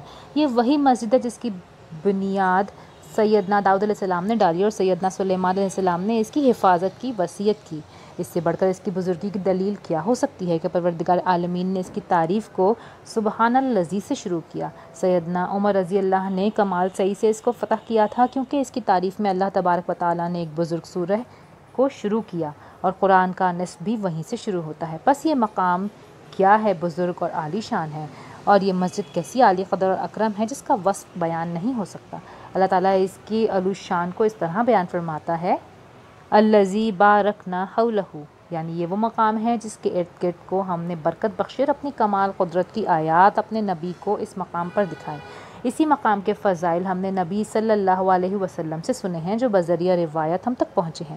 غر سلطان نے ایک ایسی مؤثر اور دلکش تقریر کی کہ سامعین خوش ہو گئے، اور خاتمہ تقریر پر سلطان نے اللہ کی قسم اٹھائی کہ جب تک بیت المقدس پر اسلام کے جھنڈے نصب نہ کر دیں اور رسول مقبول صلی اللہ علیہ وسلم کے قدم کی پیروی نہ کر دیں اور صحرائے محراب مبارک پر قبضہ نہ کر دیں، اپنی کوشش کے پاؤں کو نہیں ہٹائیں گے اور اس قسم کو پورا کر کے لڑتے رہیں گے۔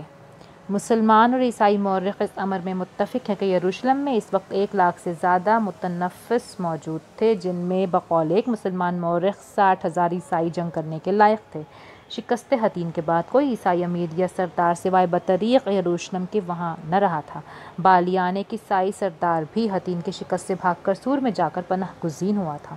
وہاں سے بقول مورخ آرچر اس نے سلطان سے اجازت مانگی کہ اس کو اپنی بیوی اور بچے یروشلم میں پہنچا دینے کے لیے وہاں سے 1 دن کے لیے جانے دیا جائے، اور پختہ اقرار کیا کہ اگر اجازت دے دی گئی تو 1 شب سے زیادہ وہاں نہ ٹھہرے گا۔ سلطان نے از راہ اخلاق و مروت اس کو اجازت مطلوبہ دے دی، لیکن جب یروشلم میں پہنچ گیا تو لوگوں نے اسے وہیں رہ جانے کی ترغیب دی، اور بطریق ہریکلی اس نے فتویٰ دے دیا کہ اس قرار کا پورا کرنا بمقابلہ اس کو توڑنے کے بڑا گناہ ہوگا۔ چنانچہ وہ بد عہدی کر کے وہاں رہنے کو رضامند ہو گیا، اور اس طرح ایک عیسائی سردار یروشلم میں موجود ہو گیا۔ بطریق اور دوسرے سرگرم عیسائیوں نے موجود عیسائیوں کے درمیان جوش اور سرگرمی پیدا کرنے کی ہر ایک تدبیر کی، ان کے درمیان نہایت پرجوش تقریریں کی، ان کی ہمت اور دلیری کو بڑھایا اور شہر کی حفاظت کرنے پر آمادہ کیا۔ فتح بیت المقدس۔ حطین میں کامیاب و کامران ہونے کے بعد القدس کی جانب راستہ بالکل واضح ہو چکا تھا۔ اب یہ بات ممکن تھی کہ صلاح الدین اس کا قصد کرتا اور قدرے کوشش کر کے اس کو اپنے قبضے میں کر لیتا، لیکن اس نے عسکری نگاہ سے اس کو دیکھا اور یہی بات اس کی اعلیٰ شخصیت اور شان عبقریت کو نمایاں کرتی ہے۔ اس نے یہ سوچا کہ القدس تو کئی شہروں کے درمیان واقع ہے اور ساحل سمندر پر صلیبیوں کے کئی مراکز قائم ہو چکے ہیں جہاں سے وہ بیرونی دنیا کے ساتھ تعلقات بڑی آسانی سے قائم کر سکتے ہیں، خصوصاً عیسائیوں کے وہ ممالک جو ارض فلسطین میں صلیبی ناپاک وجود کو لا کر کھڑا کرنے میں سرچشموں کی حیثیت رکھتے ہیں۔ اسی لیے اس نے پہلے ساحلی صلیبی مراکز سے خلاصی پانے اور دوسرے صلیبی قلعوں میں پناہ گاہوں پر قبضہ کرنے کا پختہ پروگرام بنایا۔ اس کے بعد وہ القدس کی طرف پیش قدمی کر کے اسے فتح کر لے گا، جبکہ اس صلیبی ناپاک وجود کی زندگی کی شریانوں کو وہ پہلے ہی کاٹ چکا ہوگا۔ اس کے علاوہ عکا اور دوسرے ساحلی صلیبی علاقوں پر قبضہ کرنا بھی مصر اور شام کے مابین راستہ بھی بنا دے گا جو اس کے ملک کے دونوں بازو شمار ہوتے ہیں۔ اس نے اپنے پروگرام کی تکمیل کے لیے عسکری اعتبار سے ہر طرح کی تیاری کی، مجاہدین کو اپنے ہمراہ لیا اور اپنے ذہن میں کھینچے ہوئے خطوط کو زمین پر کھینچنے کے لیے چل پڑا۔ حطین کی کامیابی کے بعد صرف چند ماہ ہی گزرنے پائے تھے کہ اللہ تعالیٰ نے اسے مندرجہ ذیل شہروں اور قلعوں پر فتح نصیب فرمائی۔ عکا، قصیاریہ، حیفا، صفوریہ، مالیہ، شقیف، الخولہ، الطور، سبتیہ، نابلس، مجدلیانہ، یافا، تنسین، سیدہ، جبل، بیروت، ہرفند، اسقلان، الرملہ، الدوارم، غزہ، یبنی، بیت اللحم، بیت جبرائیل اور ان کے علاوہ ہر وہ چیز جو ان صلیبی بری فورسز کے پاس تھی۔ جیسا کہ ہم پہلے بھی بتا چکے ہیں کہ یہ سب عظیم کامیابیاں اور بڑی بڑی فتوحات معرکہ حطین کے بعد سن 583 ہجری میں صرف چند مہینوں کے بعد پوری ہو گئی تھی۔ اس طرح بیت المقدس کو فتح کرنے کے لیے فضا مکمل طور پر سازگار تھی۔ کام کو مضبوط بنیادوں پر استوار کرنے کے لیے سلطان نے مصر سے اسلامی بحری بیڑے بھی منگوا لیے تھے جو حسام الدین لؤلؤ الحاجب یعنی چمکدار ابرو والے کی زیر قیادت تھے، جو اپنی جرأت و بصالت اور عظیم خطرناک کاموں میں بلا خوف و خطر کود جانے میں مشہور زمانہ تھا اور صاحب المشورہ بھی تھا۔ اس نے بحر متوسط میں چکر لگانے شروع کر دیے، خصوصاً اس بات کا خیال رکھتے ہوئے کہ کہیں یورپ کے افرنگی ساحل فلسطین تک پہنچنے میں کامیاب نہ ہونے پائیں۔ سن 583 ہجری 15 رجب المرجب کو بروز اتوار القدس کے قریب آن اترا۔ اب اس نے بیت المقدس میں محصور عیسائیوں سے کہا کہ بغیر خون ریزی اور کشت و خون کے، جس کے وہ ایسے مقدس مقام میں پسند نہیں کرتا، اطاعت قبول کر لیں، لیکن جب انہوں نے اس کے جواب میں متکبرانہ انکار پیش کیا تو پھر سلطان حملہ کر کے اور نقب لگا کر اس کو فتح کرنے کی تدابیر کرنے لگا۔ اس مقصد کے لیے 5 دن میں صرف اس نے اسی کام میں گزار دیے۔ وہ بذات خود شہر کی دیواروں کے ارد گرد چکر لگاتا رہا تاکہ اس کا کوئی کمزور پہلو تلاش کر کے وہاں سے حملہ آور ہو سکے۔ بالآخر فیصلہ یہ ہوا کہ شمالی جہت سے حملہ کر ہی دے۔ چنانچہ 20 رجب المرجب کو اس نے اپنے لشکر کو اس جانب منتقل کر دیا۔ اس رات منجنیقیں نصب کرنا شروع کروا دیں۔ صبح ہونے سے قبل منجنیقیں لگ چکی تھیں، بلکہ اپنا کام کرنے کے لیے بھی مکمل طور پر تیار تھیں۔ لو، اب انہوں نے اپنا کام شروع کر دیا۔ دوسری طرف فرنگیوں نے فصیل کے اوپر اپنی منجنیق کو نصب کر دیا۔ دونوں طرف سے پتھراؤ شروع ہو گیا۔ فریقین کے مابین سخت ترین لڑائی ہو رہی تھی۔ امام ابن الاسیر کے بقول ایک دیکھنے والے نے کہا کہ ہر ایک فریق اس لڑائی کو دین سمجھ کے لڑ رہا تھا، اور یہ بات بھی ایسے ہی ہے کہ دین ہی وہ چیز ہے جو انسان کے اندر کو متحرک کرتی ہے، موت کو اس سے محبوب بنا دیتی ہے، اپنا سب کچھ جس پر لٹا دینا اس کے لیے آسان ترین بنا دیتی ہے۔ لوگوں کو اس بات کی ذرا برابر ضرورت نہیں تھی کہ انہیں لڑنے مرنے موت کے دریا میں کودنے پر ابھارا جائے، بلکہ شاید انہیں زبردستی بھی روکا جائے تو روکے نہ جا سکیں۔ یکبارگی زوردار حملہ۔ پھر انہی جہادی و قتالی ایام میں سے ایک امیر عز الدین عیسیٰ بن مالک، جو مسلمان قائدین اور متقین میں سے ایک تھا، وہ شہید ہو گیا تو اس کے جام شہادت نوش کرتے ہی مسلمانوں کے جوش اور ولولے میں ایک نیا رنگ پیدا ہو گیا۔ تو انہوں نے یکبارگی ایسا حملہ کیا کہ فرنگیوں کے قدم اکھڑ گئے۔ کچھ مسلمان خندق عبور کر کے فصیل تک پہنچنے میں کامیاب ہو گئے۔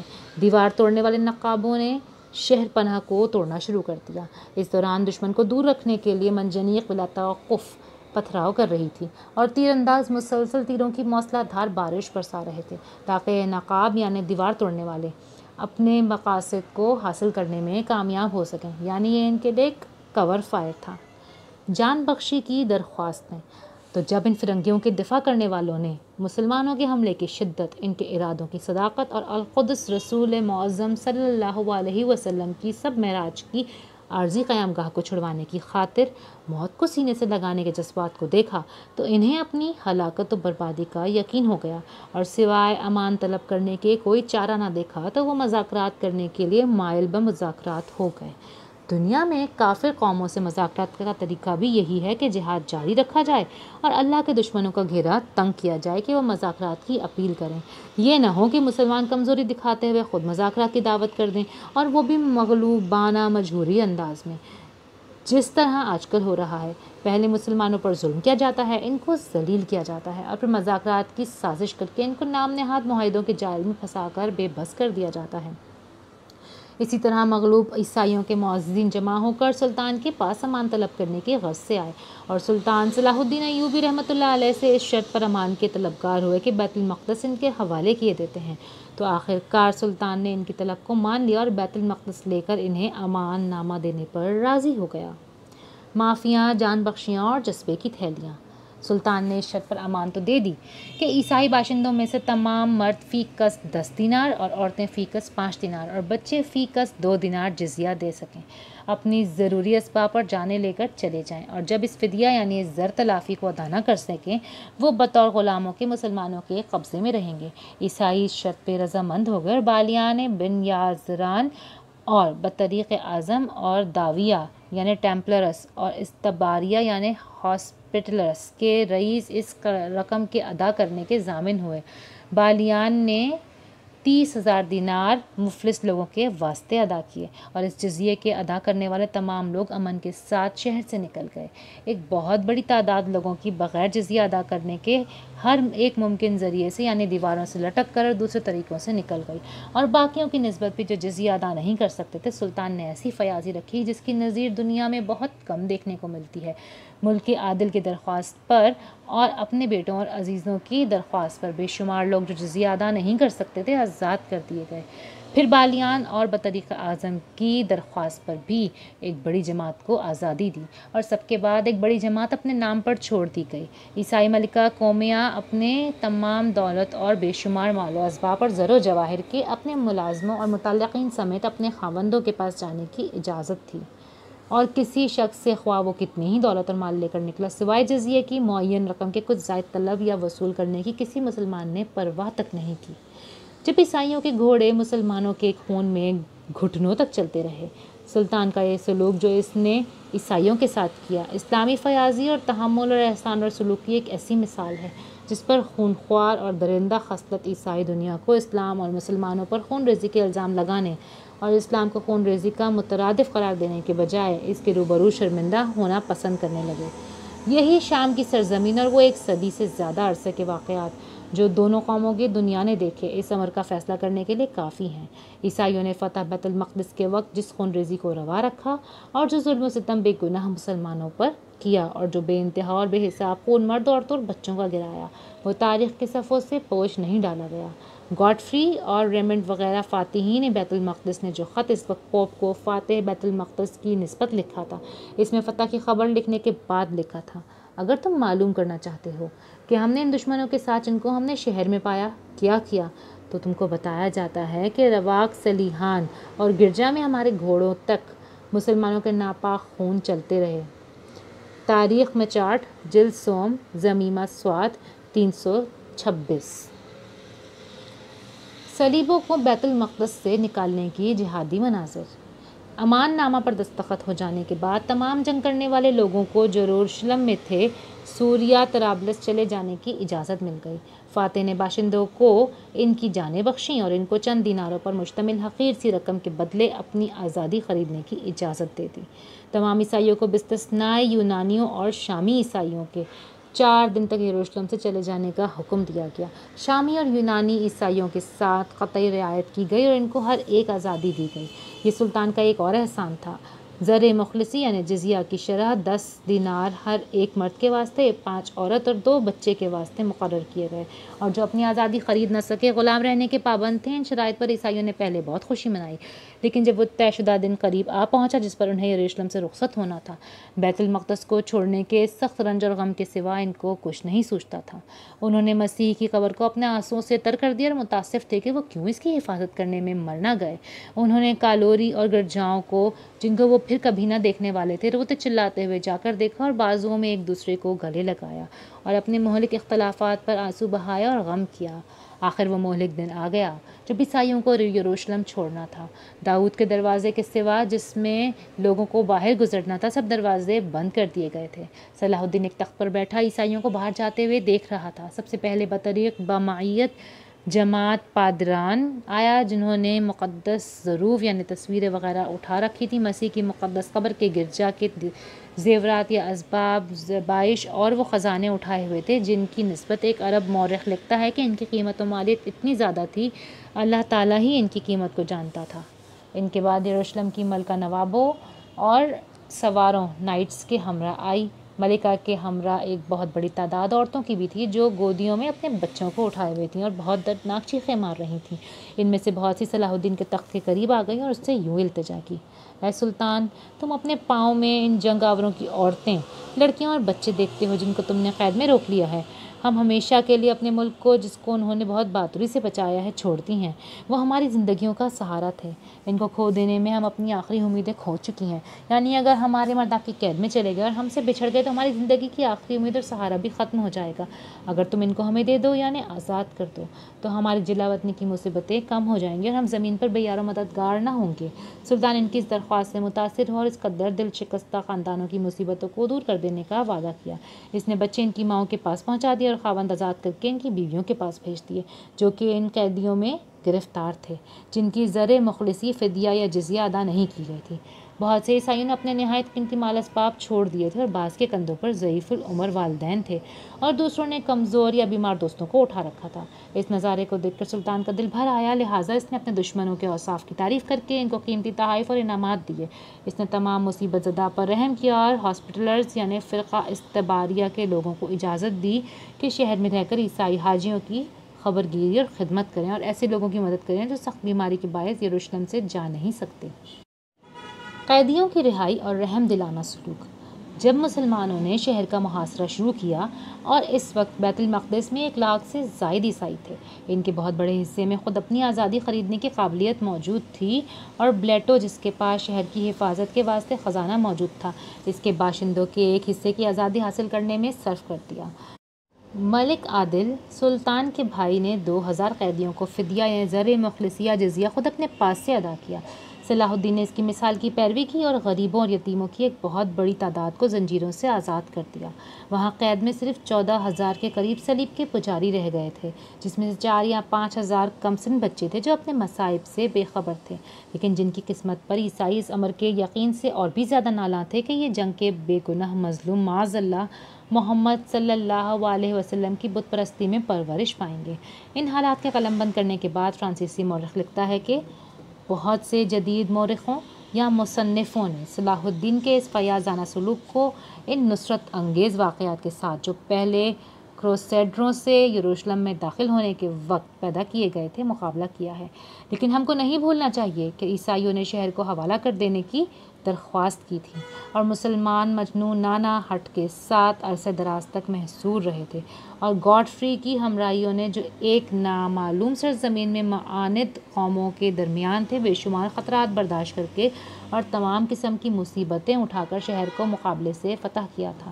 لیکن ہماری التماس یہ ہے کہ اس بات کے کہنے سے ہم عیسائیوں کو حق بجانب نہیں بیان کرنا چاہیں گے اور نہ ان تعریفوں کو ضعیف کرنا چاہتے ہیں جو صلاح الدین کی تاریخ کے ذمہ دار ہیں اور جو اس نے ان لوگوں سے بھی حاصل کی ہیں جن کو اس نے فتح کیا تھا۔ باوجود اس تنگ دلی کے جو فرانسیسی مورخ کی بجا تعریف میں مذائقہ کرنے سے ظاہر کرتا ہے، آخر کار وہ ان کے تسلیم کرنے میں مجبور ہو جاتا ہے۔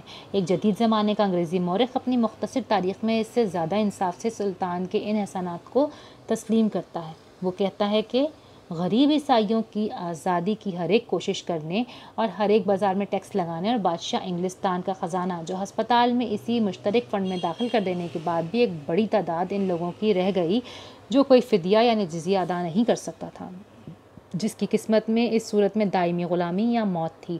ان کی دردناک حالت پر رحم کر کے صلاح الدین کا بہادر اور فیاض دل بھائی عادل سلطان کے پاس آیا اور شہر کے فتح کرنے میں اپنی خدمات یاد دلا کر عرض کی کہ اس کے حصہ غنیمت میں 1000 غلام اس کو دے دیا جائے۔ صلاح الدین نے دریافت کیا کہ وہ کس غرض کے لیے انہیں طلب کرتا ہے۔ عادل نے جواب دیا کہ جو سلوک وہ چاہے گا ان کے ساتھ کرے گا۔ اس کے بعد بطریق نے جا کر ایسی ہی درخواست کی اور 700 آدمی پائے اور اس کے بعد بالیان کو 500 اور ملے۔ تب صلاح الدین نے کہا کہ میرے بھائی نے اپنی خیرات کی ہے بطریق اور بالیان نے اپنی اپنی کی ہے، اب میں بھی اپنی کروں گا، اور اس پر حکم کیا کہ تمام معمر آدمی جو شہر میں تھے آزاد کر دیے جائیں۔ یہ وہ خیرات تھی جو صلاح الدین نے بے تعداد غریب آدمیوں کو چھوڑ دینے کی۔ مورخ لین پول لکھتا ہے، ہم جب سلطان کے ان احسانات پر غور کرتے ہیں تو وہ وحشیانہ حرکتیں یاد آتی ہیں جو صلیبیوں نے فتح بیت المقدس کے موقع پر کی تھیں، جب گاڈفری اور تنکیرڈ بیت المقدس کے مزار سے اس حال میں گزر رہے تھے کہ وہ مسلمانوں کی لاشوں سے بھرا ہوا تھا اور جان بلب زخمی وہاں تڑپ رہے تھے، جب صلیبی بے گناہ اور لاچار مسلمانوں کو سخت اذیتیں دے کر قتل کر رہے تھے، زندہ آدمیوں کو جلا رہے تھے اور قدس کی چھت پر پناہ لینے والے مسلمانوں کو تیروں سے چھلنی کر کر کے نیچے گرا رہے تھے۔ بے رحم عیسائیوں کی خوش قسمتی تھی کہ سلطان صلاح الدین کے ہاتھوں ان پر رحم و کرم ہو رہا تھا۔ سلطان صلاح الدین بیت المقدس میں داخل ہوتا ہے۔ اب رہا ان کا معاملہ جو اہل قدس میں سے اس کے برخلاف مورکۃ الآراء رہے، تقریباً 70,000 کی تعداد میں مسجد اقصیٰ میں داخل ہو گئے۔ نجابت، سماجت، مہربانی اور شرافت میں جن کی یادیں ضرب المثال بن چکی ہیں، اس پر کوئی تعجب کی بات نہیں، کیونکہ یہ تو صلاح الدین ایوبی رحمۃ اللہ جیسے مسلم جرنیل کی صفات میں سے ایک صفت چشمہ نما کی حیثیت رکھتی ہے۔ عیسائیوں کے نشانات مٹانے کا حکم ہوتا ہے۔ صلاح الدین نے بیت المقدس کی فتح کے بعد صلیبیوں کے نشانات کو ختم کرنا شروع کر دیا اور اس میں اسلامی طور اتوار واپس لانا شروع کر دیے۔ امام ابن الاسیر کے بقول یہاں اسلام یوں پلٹ آیا جیسے موسم بہار میں کسی سوکھی شاخ میں تر و تازگی پلٹ آتی ہے، اور یہ نشان بلند یعنی بیت المقدس کی فتح سیدنا عمر بن الخطاب رضی اللہ تعالیٰ عنہ کے بعد سوائے صلاح الدین ایوبی کے کسی کا مقدر نہ بنی، اور ان کی عظمت و رفعت اور سربلندی کے لیے یہی کارنامہ کافی ہے۔ مسجد اقصیٰ کی حالت عیسائیوں نے ایسی بگاڑ دی تھی کہ بہت کچھ تبدیلی اور درستی کے بغیر اس میں نماز نہیں پڑھی جا سکتی تھی۔ سب سے پہلے سلطان نے اس کی درستگی کا حکم دیا۔ محراب کی رونقیں واپس لوٹتی ہیں۔ فرقہ وارانہ یعنی ٹیمپلرز کے عیسائیوں نے مسجد کے قدیم محراب کو بالکل چھپا دیا تھا۔ اس کے مغرب کی طرف ایک جدید عمارت گرجا بنا کر محراب کو اس کے اندر داخل کر دیا تھا اور محراب دیواروں میں غائب ہو گئی تھی۔ محراب کی نصف حصے پر دیوار بنا کر ان بدبختوں نے بیت الخلاء بنا دیا تھا اور نصف کو علیحدہ کر کے وہاں غلہ بھرنے کی جگہ بنائی تھی۔ سلطان کے حکم سے یہ جدید دیواریں اور مغربی طرف کا گرجا وغیرہ گرا دیے گئے اور محراب کی اصلی صورت نکال کر جہاں اس کی مرمت اور درستگی کی ضرورت تھی کر دی گئی۔ صدائے اذان کی گونج اور جمعۃ المبارک کا روح پرور نظارہ۔ مسجد کو اس کی اصلی حالت میں لا کر اس کو عرق گلاب سے جو دمشق سے لایا گیا تھا دھویا گیا اور صاف کر کے نماز پڑھنے کے لیے پاک اور آراستہ کی گئی۔ ممبر رکھا گیا، محراب کے اوپر قندیلیں لٹکائی گئیں، قرآن شریف کی تلاوت شروع کر دی گئی اور وہیں نماز پڑھی جانے لگی اور ناقوس کی صدا کے بجائے اللہ واحد کی اذانیں کہی جانے لگیں۔ 4 شعبان کو دوسرے جمعے کا دن جو نماز ادا کرنے کے واسطے پہلا جمعہ تھا، ایک عجیب و غریب شان و شوکت کا دن تھا۔ خطیبوں نے خطبے تیار کیے تھے اور ہر ایک کی یہ خواہش تھی کہ اس کو خطبہ پڑھنے کی اجازت دی جائے۔ بے شمار لوگ ہر ایک درجہ اور رتبے کے اور ہر ایک دیار ملک کے علماء و فضلاء جو سلطان کے ساتھ رہتے تھے اور ہر ایک علم و ہنر کے نامور آدمی بیت المقدس میں پہلی نماز جمعہ ادا کرنے کے لیے جمع ہوئے۔ یہ غیر معمولی جوش سب کے چہروں سے عیاں تھا، دلوں پر رقت طاری تھی، اور اذان کہے جانے کے بعد سلطان نے قاضی محی الدین ابی المعالی محمد بن ذکی الدین قریشی کی طرف ممبر پر چڑھنے کے لیے اشارہ کیا۔ خطیب نے ممبر پر چڑھ کر اس فصاحت اور بلاغت سے خطبہ پڑھنا شروع کیا کہ لوگ نقش دیوار کی ساکت اور خاموش ہو گئے۔ سامعین کے دل دہل گئے اور ان کی آنکھوں میں آنسو ڈبڈبا آئے۔ بیت المقدس کی تقدیس اور مسجد اقصیٰ کی بنا سے شروع کر کے اس کے فتح کے حالات تک واقعات کو کمال، خوبصورتی اور اختصار کے ساتھ بیان کیا اور اللہ کریم کی منت اور احسان بیان کر کے بادشاہ بغداد اور سلطان کے لیے دعا کی۔ ان اللہ یامرکم بالعدل والاحسان پر ختم کیا۔ پھر مسلمانوں نے شعبان کی 4 تاریخ کو آنے والا جمعہ صلاح الدین کی میت میں بیت المقدس ہی میں ادا کیا۔ ابن الزکی قاضی دمشق نے یہ پہلا خطبہ اس مسجد اقصیٰ میں ارشاد فرمایا، بعد اس کے کہ ماضی کے 88 برسوں سے خطبات اور جمعات اس مسجد سے غائب ہو چکے تھے۔ ان صلیبی غاصبوں نے ذلیل و رسوا ہو کر اس کو چھوڑ دیا اور انشاءاللہ ہر ظالم غاصب عاصم کا یہی انجام ہوگا۔ جو مسلمان کو دکھ دے کر اپنی راتیں گزارتا ہے، جب یہ مسلمان صحیح سمت پہ گامزن ہوں گے اور اللہ کے حضور اپنے جہاد، اپنے عزائم اور اپنے نیتوں سے سچے ہو جائیں گے۔ بیت المقدس کی فتح کے بعد شکرانے کے آنسو اور ہچکیاں۔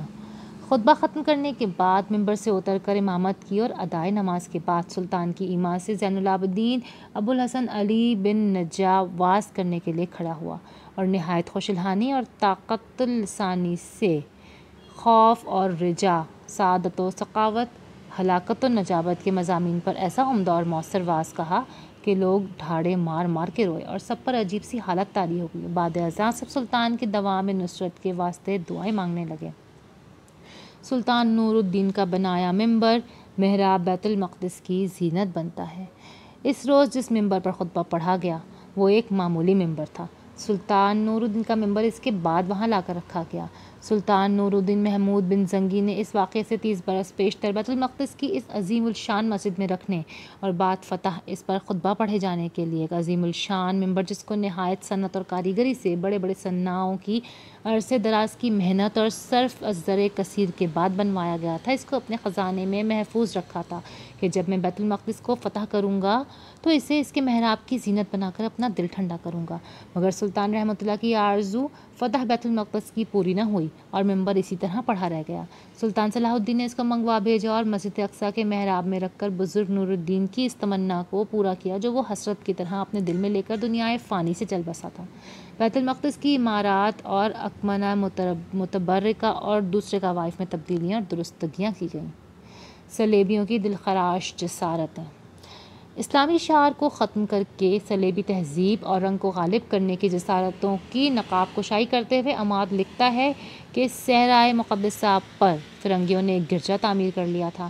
جو شکل و صورت اس کی مسلمانوں کے وقت میں تھی اس کو بدل ڈالا تھا اور نئی عمارتوں میں اس کو بالکل چھپا دیا تھا۔ اس کے اوپر بڑی بڑی تصویریں لٹکا دی تھیں اور صخرہ کو کھود کر اس میں بھی خنازیر وغیرہ کی تصویریں بنا دی تھیں۔ قربان گاہ کو بالکل برباد کر دیا تھا، اس میں غلط اشیاء بھر دی تھیں اور وہاں بھی تصویریں لگائی گئی تھیں اور پادریوں کے رہنے کے مکان اور انجیلوں کا کتب خانہ بنا دیا گیا تھا۔ ان صلیبی جسارتوں کا تدراک کر کے ان سب کو سلطان نے ان کی اصلی شکل میں بحال کر دیا۔ مقام قدیم مسیح۔ ایک جگہ پر جس کو مقام قدم مسیح کہتے ہیں، ایک چھوٹا سا قبہ تعمیر کر کے اس پر سونا چڑھایا ہوا تھا۔ صلیبیوں نے اس کے گرد ستون کھڑے کر کے ان پر ایک بلند گرجا تعمیر کیا تھا جس کے اندر وہ قبہ چھپ گیا تھا اور کوئی اس کو دیکھ نہیں سکتا تھا۔ سلطان نے اس حجاب کو اٹھوا کر اس پر ایک لوہے کی تاروں کا پنجرہ بنوا دیا، اس کے ارد گرد قندیلیں لگائیں جن سے وہ مقام رات کو روشنی سے جگمگاتا جاتا تھا۔ وہاں حفاظت کے واسطے پہرہ بھی مقرر تھا۔ بت توڑے جاتے ہیں۔ سنگ مرمر کے کثیر التعداد بت جو اس کے اندر سے نکلے تھے توڑوا کر پھینک دیے گئے۔ مسلمانوں کو اس امر کے دیکھنے سے بہت رنج ہوا کہ عیسائی صخرہ شریف سے ٹکڑے کاٹ کر قسطنطنیہ کو لے گئے تھے، جن کو وہ وہاں سونے کے برابر فروخت کرتے تھے اور اس کے بت بنواتے تھے۔ سلطان نے صخرہ کی حفاظت کا انتظام کر کے اس پر امام مقرر کیا اور بہت سی اراضی اور باغات اور بطور وقف مکانات اس کے لیے جاگیر مقرر کر دیے اور قلمی قرآن شریف موٹے حروف میں لکھے ہوئے لوگوں کے لیے پڑھنے کے لیے وہاں رکھوا دیے گئے۔ مساجد و مدارس کا قیام عمل میں آتا ہے۔ محراب داؤد علیہ السلام مسجد اقصیٰ سے باہر قلعے میں شہر کے دروازے کے پاس ایک نہایت رفیع الشان عمارت تھی اور اس قلعے میں والی بیت المقدس رہا کرتا تھا۔ سلطان نے اس کو بھی مرمت کروائی، دیواریں صاف اور سفید کروائیں اور پھاٹک اور دروازوں کو درست کروایا اور امام مؤذن وہاں رہنے کو مقرر کیے، مساجد کی تعمیر کرائی اور جو ضروریات لوگوں کی تھیں ان کو پورا کر دیا۔ اس قلعے میں جو سیدنا داؤد علیہ السلام اور سیدنا سلیمان علیہ السلام کے گھر تھے اور زیارت گاہ تھے درست کیے، فقہ شافعیہ کے لیے ایک مدرسہ قائم کیا اور صلحاء کرام کے لیے ایک مہمان خانہ بنایا۔ دوسرے علوم کی تعلیم و تدریس کے لیے بہت سے مدارس قائم کیے اور معلموں اور طالب علموں کے لیے ان کی تمام ضروریات کا انتظام کر دیا۔ غرض بیت المقدس کی بزرگی ایک فیاض اور عالی ہمت مسلمان بادشاہ سے جس اہتمام کی خواہش کر سکتی تھی، اس سے زیادہ اہتمام سلطان نے کیا، اور بیت المقدس کے ساتھ سلطان کی یہ فیاضانہ اور اسلامی دلچسپی صرف اس کی ذات تک محدود و مخصوص نہیں رہی۔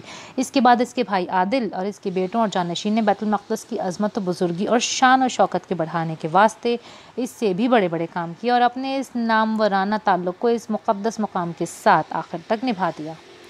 اس مبارک فتح کے لیے سلطان کے پاس تمام مسلمان فرمانرواؤں کے پاس سے اور ہر طرف سے قاصد مبارکباد کے خطوط لائے۔ دربار بغداد سے غلط فہمی کے باعث کچھ کشیدگی سی پیدا ہو گئی جو بعد میں جلد رفع ہو گئی۔ شعراء نے اس کی تعریف میں بے شمار قصائد لکھے جو بجائے خود ایک دفتر عظیم ہیں۔ فتح بیت المقدس کے بعد پھر جہادی میدان سجاتے ہیں۔ سلطان ایک عرصے تک بیت المقدس میں مقیم رہ کر معاملات ملکی کی تدابیر میں مصروف رہا اور محنت کے اس مبارک اور میٹھے پھل کو کھاتا اور حظوظہ و لذت روحانی حاصل کرتا رہا۔ مشہور اور مضبوط مقامات میں سے سور کا قلعہ عیسائیوں کے قبضے میں رہ گیا تھا اور سلطان کو اس کے فتح کرنے کی فکر تھی۔ سیف الدین علی بن احمد شفوب نے جو سور کے قریب سیدا اور بیروت میں سلطان کا نائب تھا، سلطان کو خط لکھ کر محاصرہ سور کی ترغیب دلائی۔ سلطان 25 شعبان کو جمعے کے روز وہاں پہنچ گیا اور سور کا محاصرہ شروع کر دیا۔ قلعہ سور کو پانی نے محاصرین کے حملے سے بہت کچھ بچایا، تاہم سلطان 13 روز تک محاصرہ ڈالے پڑا رہا۔ ان دنوں میں سمندر میں عیسائیوں اور مسلمانوں کے جہازوں میں مقابلہ جاری رہتا تھا، ایک دوسرے کی جارحیت ہوتی رہتی تھی۔ محاصرے نے طول کھینچا تو لوگ سامان کی رسد کی کمی اور شدت سرما یعنی شدید قسم کی سردی سے تنگ آ گئے اور سلطان سے محاصرہ اٹھانے کے لیے عرض کرنے لگے۔ سلطان کی اور بعض امراء مثلاً فقہ عیسیٰ اور حسام الدین و عز الدین جزویق کی یہ رائے تھی کہ جب قلعے کی فصیل ٹوٹ چکی ہے اور بہت محنت اور زر صرف ہو چکا ہے، بغیر فتح قلعہ کو نہیں چھوڑنا چاہیے، مگر اکثر لوگ بددل ہو گئے تھے اور سلطان نے آخرکار محاصرہ اٹھا لینے کا فیصلہ کیا۔ آخرکار شوال میں شدید سردی کی حالت میں وہ وہاں سے کوچ کر گئے۔ محاصرہ سور کے زمانے میں حنین فتح ہو چکا تھا۔ سلطان نے بدر الدین بلارم کو وہاں حاکم کر کے بھیجا اور خود احکام انتظام اور رفاہ عام کے کاموں میں کچھ مدت تک مصروف رہا۔ سلطان کی آمد کا سن کر حملہ آور فرنگی بھاگ اٹھے۔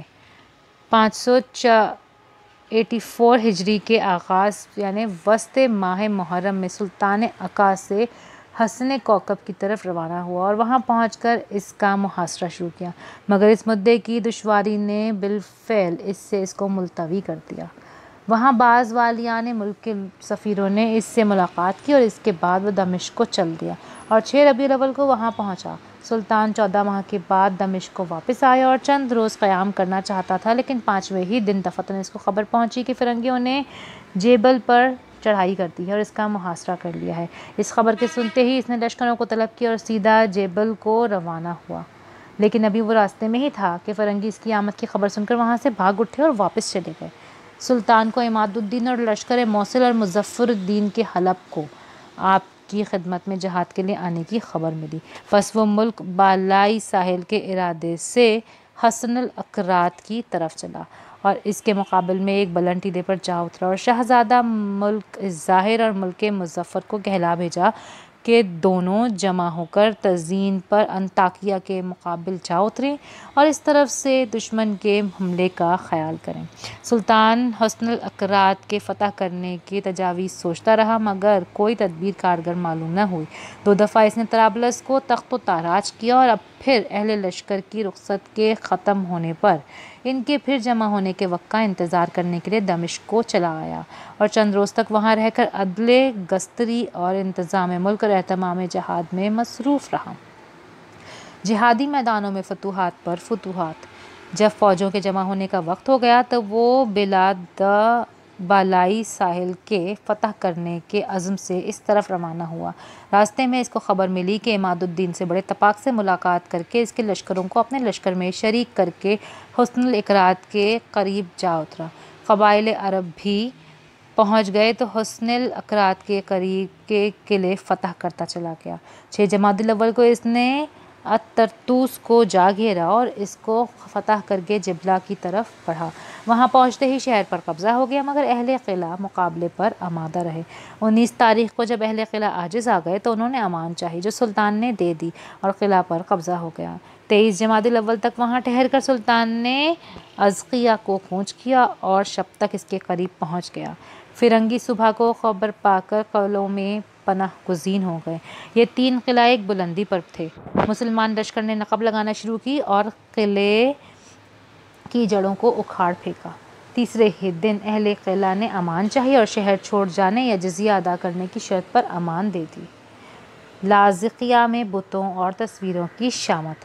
لاذقیہ ایک نہایت فراغ اور آباد اور خوبصورت شہر تھا۔ عمارتیں پختہ اور رفیع الشان تھیں۔ نواح میں باغات نہایت دل فریب اور سرسبز و شاداب تھے۔ چاروں طرف نہریں جاری تھیں، بڑے بڑے عالیشان گرجے جن کی دیواروں میں سنگ مرمر لگا ہوا تھا اور ان پر تصویریں منقش تھیں۔ مسلمانوں نے ان تصویروں کو مٹا دیا، بعض مکانات کو بھی گرا دیا، جس کا بعد ازاں ان کو بہت افسوس ہوا۔ لاذقیہ کے عیسائیوں نے وطن کی الفت کے سبب اس کو چھوڑ کر جانا گوارا نہ کیا اور جزیہ دینا قبول کر کے وہیں رہنا پسند کیا۔ سلطان جب شہر میں داخل ہوا تو ان سے الفت اور دل دہی کی باتیں کی اور ان کی تسکین اور تشفی کی۔ شہروں اور بازاروں کی سیر کر کے لاذقیہ کی بندرگاہ کو دیکھنے کے لیے گیا اور ایسے خوبصورت شہر کے فتح ہونے پر اللہ کریم کا شکریہ ادا کیا۔ سیف الاسلام کو ایک خط میں لکھتا ہے کہ لاذقیہ نہایت فراغ اور دلکشا شہر ہے۔ اس کی منازل خوبصورت اور عمارات دلکش ہیں اور گرد و نواح میں باغات اور نہریں ہیں۔ یہ شہر ساحل کے تمام شہروں میں خوبصورت اور پختہ ہے۔ سمندر کے اس ساحل کی بندرگاہوں میں ایسی خوبصورت پناہ گاہ کسی کی نہیں۔ جہازوں کے ٹھہرنے کا مقام نہایت مناسب اور موزوں ہے۔ ہیبت ناک خندق والے قلعے کی فتح۔ 27 جمادی الاول کو سلطان نے لاذقیہ سے سیون کی طرف کوچ کیا اور 29 کو وہاں پہنچ کر محاصرہ شروع کر دیا۔ سیون کا قلعہ نہایت پختہ اور بلند تھا، گویا آسمان سے باتیں کر رہا تھا۔ اس کے گرد نہایت عمیق اور ہیبت ناک خندق تھی، جس کا عرض 120 گز تھا اور معلوم ہوتا تھا کہ قلعہ مشکل سے فتح ہوگا۔ 3 فصیلوں سے شہر پناہ میں تھا، مگر جب مناجیق نے کام کرنا شروع کیا تو فصیل کا ایک بڑا قلعہ گر پڑا اور اندر جانے کا راستہ ہو گیا۔ سلطان نے خود پیش قدمی کی اور لشکر لے کر اللہ اکبر کے نعرے بلند کرتا فصیل پر چڑھا اور جنگ شروع کر دی اور ایسے جان توڑ کر لڑے کہ عیسائیوں کی ہمت ٹوٹ گئی اور وہ امان مانگنے لگے۔ سلطان نے اہل شہر کو انہی شرائط پر جو اہل یروشلم سے مقرر کی تھی ان کو امان دے دی اور قلعے پر قبضہ کر کے وہاں انتظام و انصرام کے شعبے قائم کر کے حکام کا تقرر کر دیا۔ وہاں سے سلطان بقا کی طرف روانہ ہوا اور بقاس اور اشغر اور سرمانیہ کو اسی طرح سے فتح کر لیا۔ مسلمان مظلومین قیدیوں پر آزادی اور رہائی کے دروازے کھولتے ہیں۔ ایک مورخ لکھتا ہے کہ سلطان کی فتوحات جبلہ سے لے کر سرمانیہ تک تمام حسن اتفاق سے جمعے کے دن ہوئی اور یہ علامت شاید خطیبوں کے دعاؤں کی قبولیت کی تھی جو وہ ممبروں پر سلطان کے لیے مانگا کرتے تھے۔ ان مفتوحہ مقامات سے ہر ایک جگہ ایک تعداد مسلمان قیدیوں کی ملتی تھی جو صلیبیوں نے ظلم و ستم کا مظاہرہ کرتے ہوئے قید خانوں میں ڈال لیے ہوتے تھے۔ فتح کے بعد سلطان کی طرف سے یہ مسلمان قیدی سب سے پہلے آزاد کر دیے جاتے تھے۔ پہاڑ کی چوٹی پر واقع مضبوط قلعے کی تسخیر۔ سلطان وہاں سے فارغ ہو کر حصن بزریہ کی طرف چلا جو ایک بلند و بالا پہاڑ کی چوٹی پر ایک نہایت پختہ اور مضبوط قلعہ تھا۔ اس کی دشوار گزار راہوں اور پختگی کے سبب سے یہ بات عوام میں مشہور ہو چکی تھی کہ اس قلعے کو فتح کرنا بہت مشکل ہے، بلکہ یہ فتح ہی نہیں کیا جا سکتا۔ سلطان کو ان مشکلات نے اس کی فتح کرنے پر اور زیادہ حریص کیا اور 25 جمادی الاول کو وہاں پہنچ کر منجیقوں نے کام کرنا شروع کر دیا۔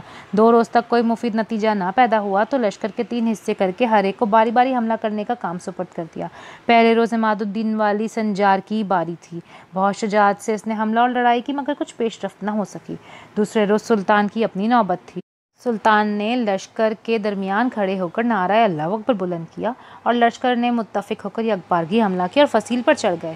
فرنگیوں نے سخت لڑائی کی، آخرکار عیسائی شکست کھا گئے اور مجبوراً امان مانگنے لگے۔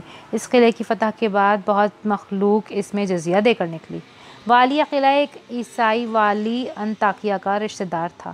سلطان نے اسے نرمی اور ملاطفت سے سلوک کیا اور اس کی خواہش کے مطابق اس کو تمام عزیزوں سمیت انطاکیہ کی طرف عزت کے ساتھ روانہ کر دیا۔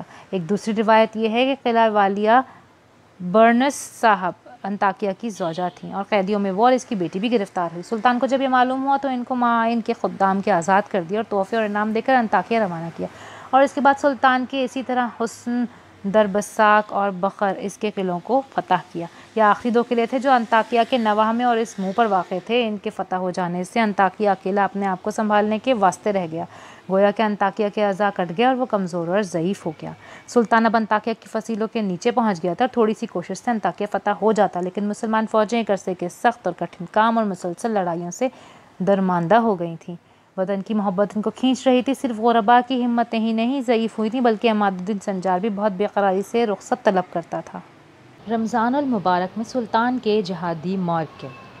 انطاکیہ کے والی کے سفیر سلطان کے پاس صلح کی درخواست کے لیے آ چکے تھے۔ سلطان کو مسلمان لشکر کے آرام کی ضرورت نے درخواست صلح منظور کر لینے کی تحریک دی، اور موسم سرما کو 8 ماہ کے واسطے اس نے والی انطاکیہ سے صلح کر لی اور ایک شرط یہ ٹھہرائی کہ تمام مسلمان قیدی جو انطاکیہ میں ہیں رہا کر دیے جائیں۔ اس کے دمشق پہنچنے سے پہلے ماہ رمضان آ گیا۔ یہ ایک قدرتی تحریک آرام کرنے کی تھی، مگر سلطان کی کمال ہمت اور شوق جہاد نے اس کو آرام کرنے کی طرف مائل نہ ہونے دیا۔ قریب کے اور قلعوں میں سے حوران کے علاقے میں سفت اور کوکب نام کے 2 قلعے ابھی غیر مفتوحہ باقی تھے۔ ان ایام میں ان کو فتح کرنے کا عزم کر لیا۔ مکہ اور مدینہ منورہ پر حملہ کرنے کے خواہش مند پر جہادی ضرب۔ جس زمانے میں سلطان بلاد انطاکیہ میں عیسائیوں کے شہروں کو فتح کر رہا تھا، ملک عادل نواح کرک میں عیسائیوں سے جنگ کر رہا تھا۔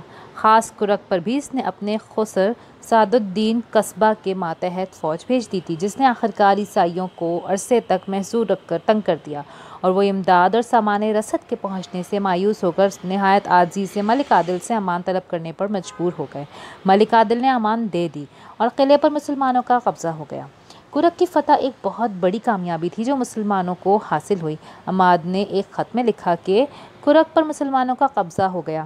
یہ وہ قلعہ ہے جس کی والی نے حجاز یعنی مکہ اور مدینہ پر حملہ کرنے اور اس کو فتح کرنے کا ارادہ کیا تھا۔ اللہ نے اس کو ذلیل کیا اور ہمارے پھندے میں ایسا پھنسا کہ مشکل سے ہی جان بر ہوا اور مخلصی کو غنیمت جانا۔ والی کرک جنگ حطین میں قید ہو گیا تھا اور بعد فتح کرک سلطان نے اس کو چھوڑ دیا تھا۔ ہم نے اس کو سال کی ابتدا میں موت کا مزہ چکھا دیا تھا۔ اب ہم اس قلعے کے مالک ہو گئے ہیں جس کی نسبت وہ اسی سال میں بڑے دعوے کرتا تھا۔ کفر عاجز ہو کر اسلام کے پاؤں پر گرا اور اس قلعے کے فتح ہونے سے اسلام کا بول بالا ہو گیا۔ بارشوں، کیچڑ، دلدل اور پانیوں کے درمیان خندقوں سے گھرے قلعے کی طرف پیش قدمی۔ فتح کرک کے بعد صفد اور کرک 2 قلعے مضبوط باقی رہ گئے تھے۔ سلطان نے ماہ رمضان میں آرام کرنے کے بجائے ان کو فتح کے لیے جہاد کرنا پسند کیا اور شروع رمضان میں دمشق سے صفد کو روانہ ہوا۔ قلعہ بلند تھا، عمیق خندقوں سے گھرا ہوا تھا اور شدت بارش و بارہ سے محاصرے میں کافی ترقی و پیش قدمی نہیں ہو سکتی تھی۔ خیموں کے ارد گرد سب طرف پانی بھرا ہوا تھا اور کیچڑ میں چلنا پھرنا دشوار تھا، مگر سلطان تھا کہ اس جہاد میں اسی سرگرمی اور شوق سے مصروف تھا۔ اس تکلیف کو وہ راحت اور مصیبت کو وہ عشرت سمجھتا تھا۔ کوئی مشکل اس کو اپنے ارادے سے باز نہیں رکھ سکتی تھی اور کوئی قوت اسے تھکا نہیں سکتی تھی۔ دن بھر فوج کے ساتھ حملے میں شریک رہتا تھا اور رات بھر منجنیقوں کے نصب کرنے کے کام کو اپنے ہر وقت کھلی رہنے والی آنکھوں سے دیکھتا تھا۔ صفد کی امداد کے لیے عیسائیوں نے سور سے کچھ فوج بھیجی تھی جو گھاٹیوں میں چھپی ہوئی تھی۔ ایک مسلمان امیر شکار کھیلنے کو گیا تو اس کا سراغ لے آیا اور مسلمان فوج کے سپاہیوں نے ان جنگل باش سلیبیوں ہی کا شکار کر ڈالا اور ایک بھی ان میں سے بھاگ کر کہیں جا نہ سکا، لیکن سلطان نے ان کے ساتھ ملاطفت کا برتاؤ کیا اور چھوڑ دیا۔ چاند کی منزل فتح ہوتی ہے۔ قلعہ صفد فتح ہو گیا اور سلطان قلعہ کوکب کی طرف متوجہ ہوا۔ یہ قلعہ بلندی میں سچ مچ کوکب یعنی آسمان کا ستارہ ہی تھا، جس کو عربی مورخ عنقا کا آشیانہ یا چاند کی منزل سے تشبیہ دیتا تھا، مگر سلطان کی ہمت سے باوجود بارش و بارہ کی مصیبت اور اس قسم کی تکالیف کے فتح ہو گیا۔ فتح کوکب نے مسلمانوں کی فتوحات کے تمام سلسلے کو ملا دیا۔ چنانچہ عماد بغداد کے خط میں سلطان کی طرف سے لکھتا ہے کہ اب ہمارے لیے تمام مملکت قدس یعنی بیت المقدس کی سرحد میں اطراف مصر عریش سے لے کر ممالک حجاز تک، ادھر کرک سے شوبک تک کا راستہ کھل گیا، جس میں بلاد ساحلیہ، آمالیہ، بیروت تک شامل ہیں۔ اس مملکت میں اب سور کے سوائے کوئی جگہ غیر مفتوح نہیں رہی، اور اقلیم انطاکیہ کے تمام قلعے جبکہ ارزاکیہ بھی بلاد لادن تک ہمارے قبضے میں آ گئے ہیں۔ اب صرف انطاکیہ چند چھوٹے قلعوں کے باقی ہے۔ کوئی علاقہ نہیں رہا جس کے مضافات میں سے صرف جبیل فتح ہوا ہے۔ اب کچھ عرصے کے بعد اس کو فتح کیا جائے گا۔ اس کو عذاب الہی سے بچانے والا کوئی نہیں۔ میرا ارادہ اس پر حملہ کرنے کے پختہ ہو چکا ہے، اور اس کی حدود میں بیت المقدس کی جانب سے جبیل سے اسقلان تک فوجیں اور سامان جنگ اور کثیر التعداد آلات و اسلحہ جمع کر دیے گئے۔ میرا بیٹا افضل اس ولایت کی حفاظت اور نگہداشت پر متعین ہے، اور میرا چھوٹا بیٹا عثمان مصر اور اس کے نواح میں انتظام پر مقرر ہے۔ سلطان کی بیت المقدس میں عید الاضحیٰ کی ادائیگی۔ ان فتوحات سے فارغ ہو کر سلطان ملک عادل کو ہمراہ لیے ہوئے بیت المقدس کو روانہ ہوا، اور عید الاضحیٰ تک وہیں انتظام و اہتمام میں مصروف رہا۔ اس کے بعد اسقلان کو گیا اور ملک کے انتظام اور بندوبست اور رعایا کے حالات کے تفحص اور ضروری احکام کے اجزاء میں مصروف رہا۔ ملک عادل کو شہزادہ عزیز عثمان کے ساتھ مصر روانہ کر دیا اور خود عکا کے علاقے کی طرف آ گیا۔ لشکروں کا جائزہ لیا، نئی فوجیں بھرتی کیں اور لشکروں کو سرحدوں کی حفاظت کے لیے مقرر کر کے روانہ کیا۔ عکا کی حفاظت اور استحکام کے لیے مجوزہ امارات کی ترقی کو جو بہاؤالدین قراقوش کے زیر اہتمام بن رہی تھی، دیکھتا رہا اور خود دمشق کو روانہ ہو گیا۔ حکام کی تبدیلیوں اور تقرریوں کے بابت احکام جاری کرنے اور ہر ایک قسم کی انتظامی ضروریات پر توجہ دی۔ بیت المقدس پر نصب صلیب اعظم کی بغداد روانگی۔ وسط ماہ 585 ہجری میں دربار بغداد کا سفیر سلطان کے پاس آیا، اور اس کی واپسی پر سلطان نے اپنا سفیر اس کے ہمراہ بھیج دیا، اور عجیب و غریب تحائف اور قیمتی اور نادر اشیاء مع عیسائی قیدیوں اور غنیمت کے بیش قیمت اسباب اور عیسائی بادشاہ کے تاج اور لباس اور صلیب اعظم کے جو صخرہ مقدسہ پر نصب کی گئی تھی، بادشاہ کی خدمت میں بیت المقدس کی عظیم کامیابی کے نشان کے طور پر روانہ کر دیا۔ کچھ مزید عظیم جہادی کارنامے۔ یہاں کچھ اور بھی عظیم کارنامے ہیں جنہیں صلاح الدین رحمۃ اللہ نے اپنی زندگی کے آخری برسوں کے دوران سر انجام دیا، اور شاید یہ 6 برس سے زائد نہ ہوں گے، اور یہ مختلف نوع کامیابیوں سے بھرپور ہیں، کچھ علمی، کچھ سیاسی اور کچھ ان کے علاوہ۔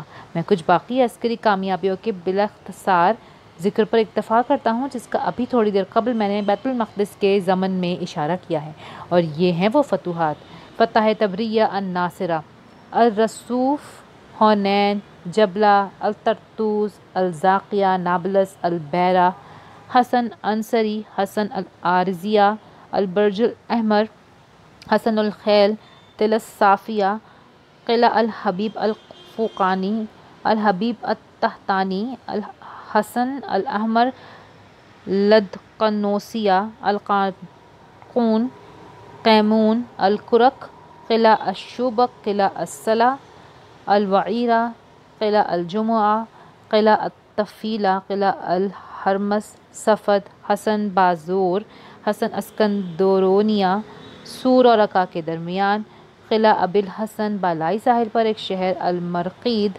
حصن یحمور یعنی جبلہ اور مرقب کے مابین، بلنیاس، صہیون، بلاتنس، حصن الجماہیر، قلعہ الیزو، بکاس، الشغر، بکسرائیل، السرمانیہ، قلعہ برزیہ، وربساک، انطاکیہ کے قریب بفراس، ارض بیروت میں الدامور، سیدا کے نزدیک السوفند۔ صلاح الدین ایوبی رحمۃ اللہ اور اس کے استاذ نور الدین رحمۃ اللہ سے قبل صلیبیوں نے دریائے اردن اور بحر ابیض کے درمیان سب علاقوں پر قبضہ جما لیا تھا، حتیٰ کہ مسلمانوں کے پاس ایک محقق کے بقول دریائے اردن کے غربی علاقے اور کنارے 1 مربع سینٹی میٹر جگہ بھی نہیں رہی تھی، بلکہ اس کے برعکس دریا کے شرقی کنارے صلیبیوں کے قلعے اور مضبوط مقامات موجود تھے، جیسا کہ کرکوک اور الشوبک وغیرہ۔ سلطان صلاح الدین رحمۃ اللہ نے ہمت سے کام لیا، اللہ کے فضل و کرم سے اپنی اسلامی شخصی خوبیوں کی بدولت کہ انہیں سور اور یافا کے درمیان ساحل پر ہی چھوٹے چھوٹے دائروں میں محصور کر دیا۔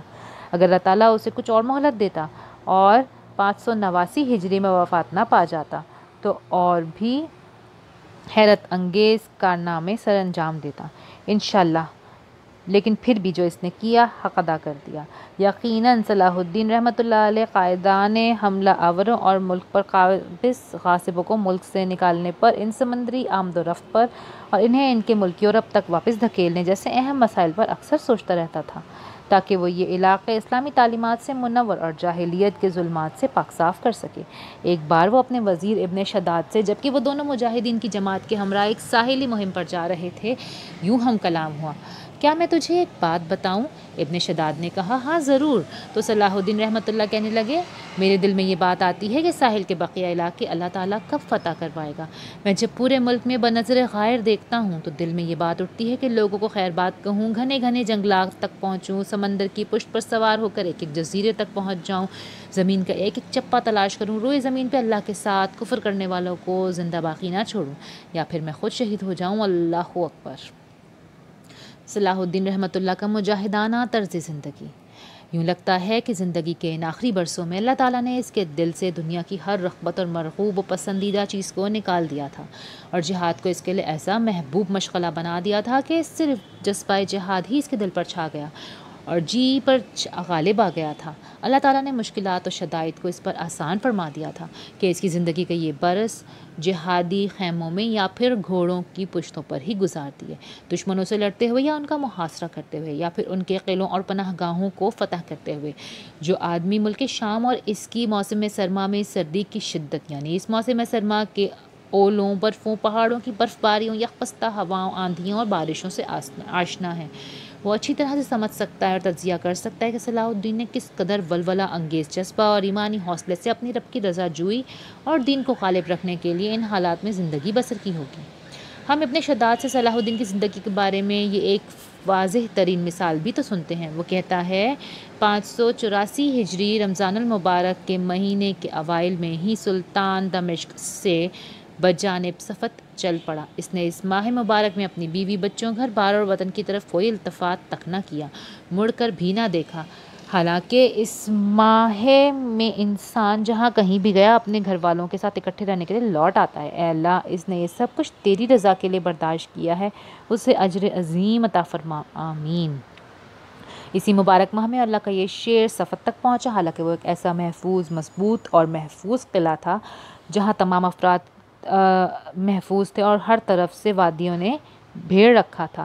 اس کے باوجود اس نے وہاں پہنچ کر منجنیق نصب کر دی۔ بارش اپنے جوبن پر، وادیوں میں کچی زمین کی دھنس بہت زیادہ، یعنی گارا سا جس میں پاؤں رکھتے ہی انسان اندر دھس جائے، بارشوں کے ساتھ جالا باری بھی شدید ترین، لیکن یہ سب کچھ اس کی یلغار کے سامنے اور فوجوں کی صف بندی کرنے میں، جن کا موقع محل متقاضی تھا، ذرا برابر بھی رکاوٹ نہ بن سکے۔ اس ایک رات میں خود بھی آپ کے ہمراہ تھا کہ آپ نے بنفس نفیس 5 منجنیقوں کو نصب کر کے مختلف مقامات کا معائنہ کیا۔ اسی رات یوں فرمانے لگے، ان 5 کو نصب کرنے سے پہلے ہمیں سونا نہیں ہوگا، لہٰذا ایک ایک جماعت کو ایک ایک منجنیق حوالے کی، اور قاصد مسلسل اس کے منجنیق نصب کرنے والوں کے درمیان آتے جاتے رہے، ایک ایک لمحے کی خبر دیتے رہے، یہاں تک کہ آپ رحمۃ اللہ کی خدمت گزاری اور امیر کی اطاعت شعاری میں ہمیں صبح ہو گئی۔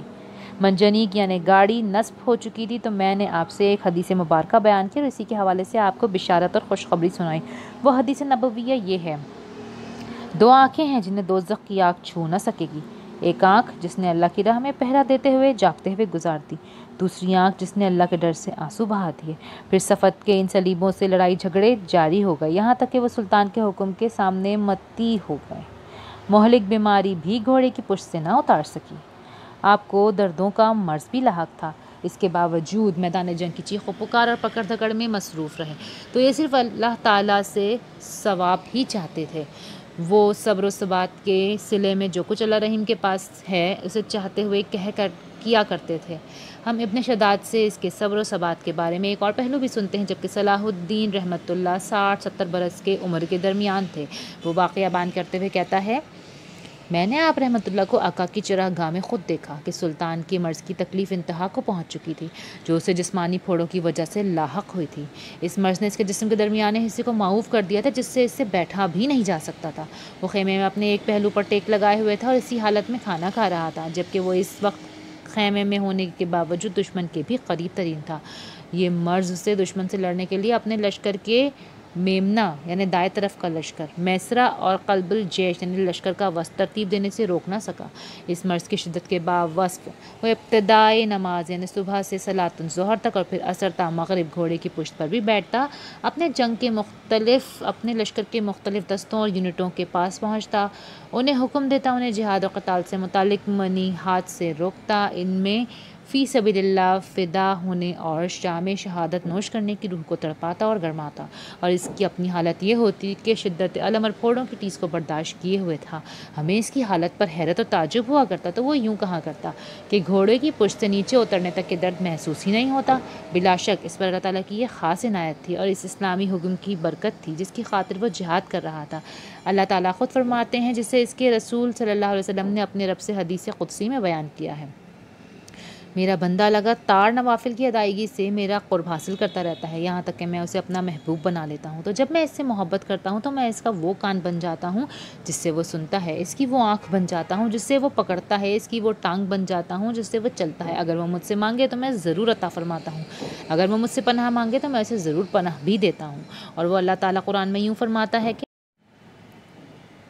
وَالَّذِينَ جَاهَدُوا فَيَنَا لَنَهْدِيَنَّهُمْ سُبُلُنَا وَإِنَّ اللَّهَ لَمَعَ الْمُحْسِنِينَ، اور جن لوگوں نے ہمارے لیے کوشش کی یا جہاد کیا، کافروں سے لڑے، ہم ان کو ضرور اپنے قرب کے راستے دکھلائیں گے، اور بے شک اللہ اپنی مدد سے نیک لوگوں کے ساتھ ہے۔ سلطان صلاح الدین کی وفات۔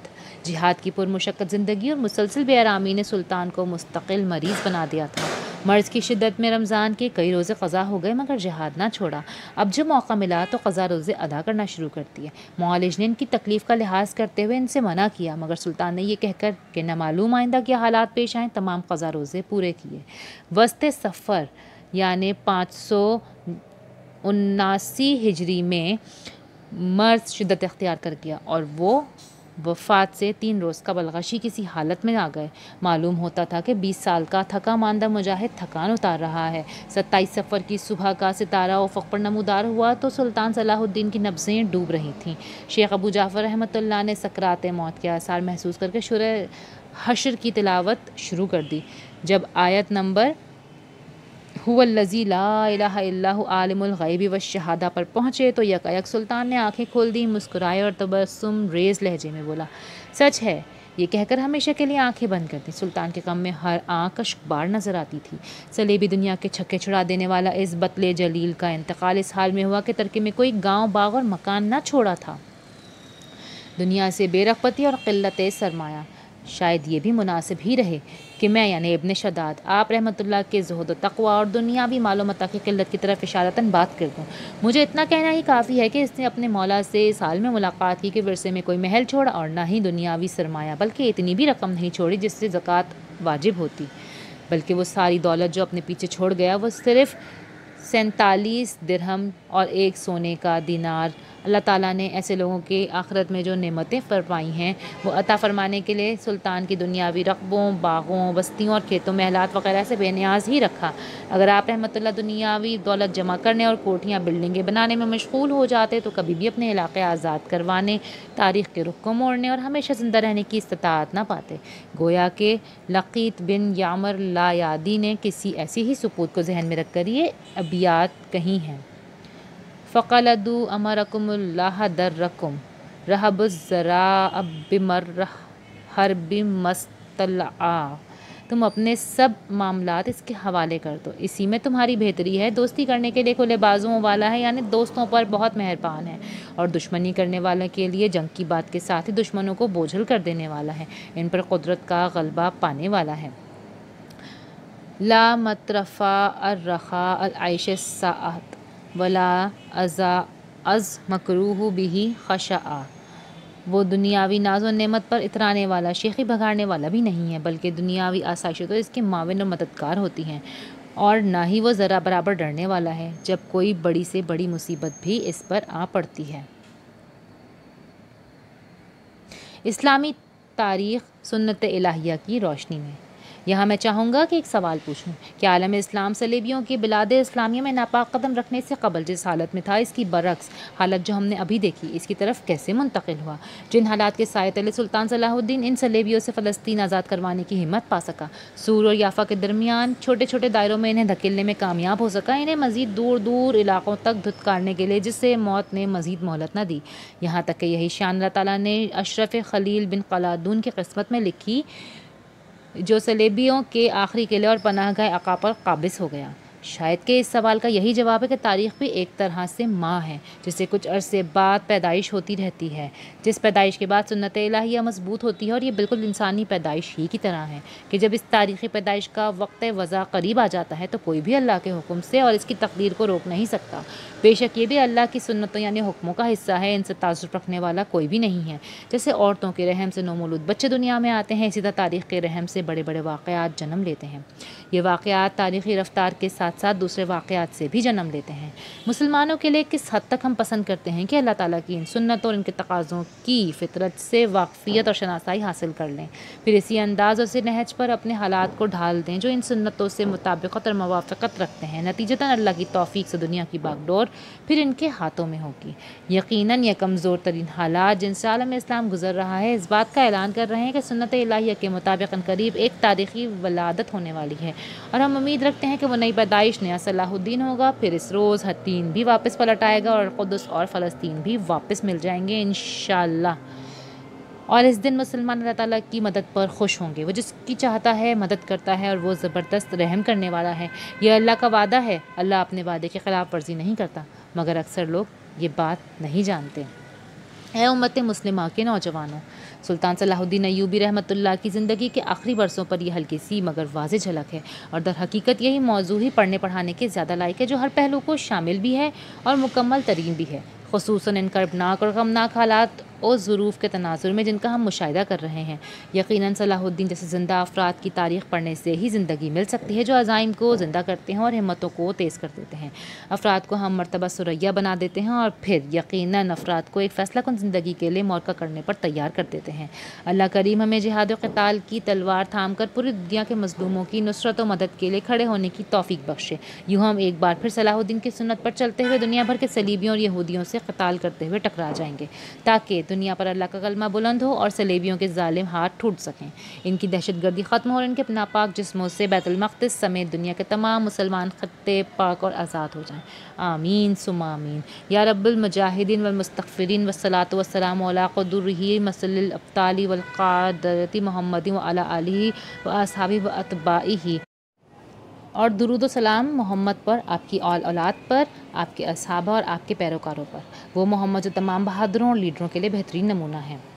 اور رحمت فرمائے اللہ تعالیٰ صلاح الدین رحمۃ اللہ علیہ پر، اور ان لوگوں کے پڑوس میں اسے جگہ عطا فرمائے جن پر اللہ تعالیٰ نے انعام فرمایا ہے۔ انبیاء، صدیقین، شہداء اور صالحین میں سے ان لوگوں کی رفاقت اور محبت کتنی ہی بہترین ہے۔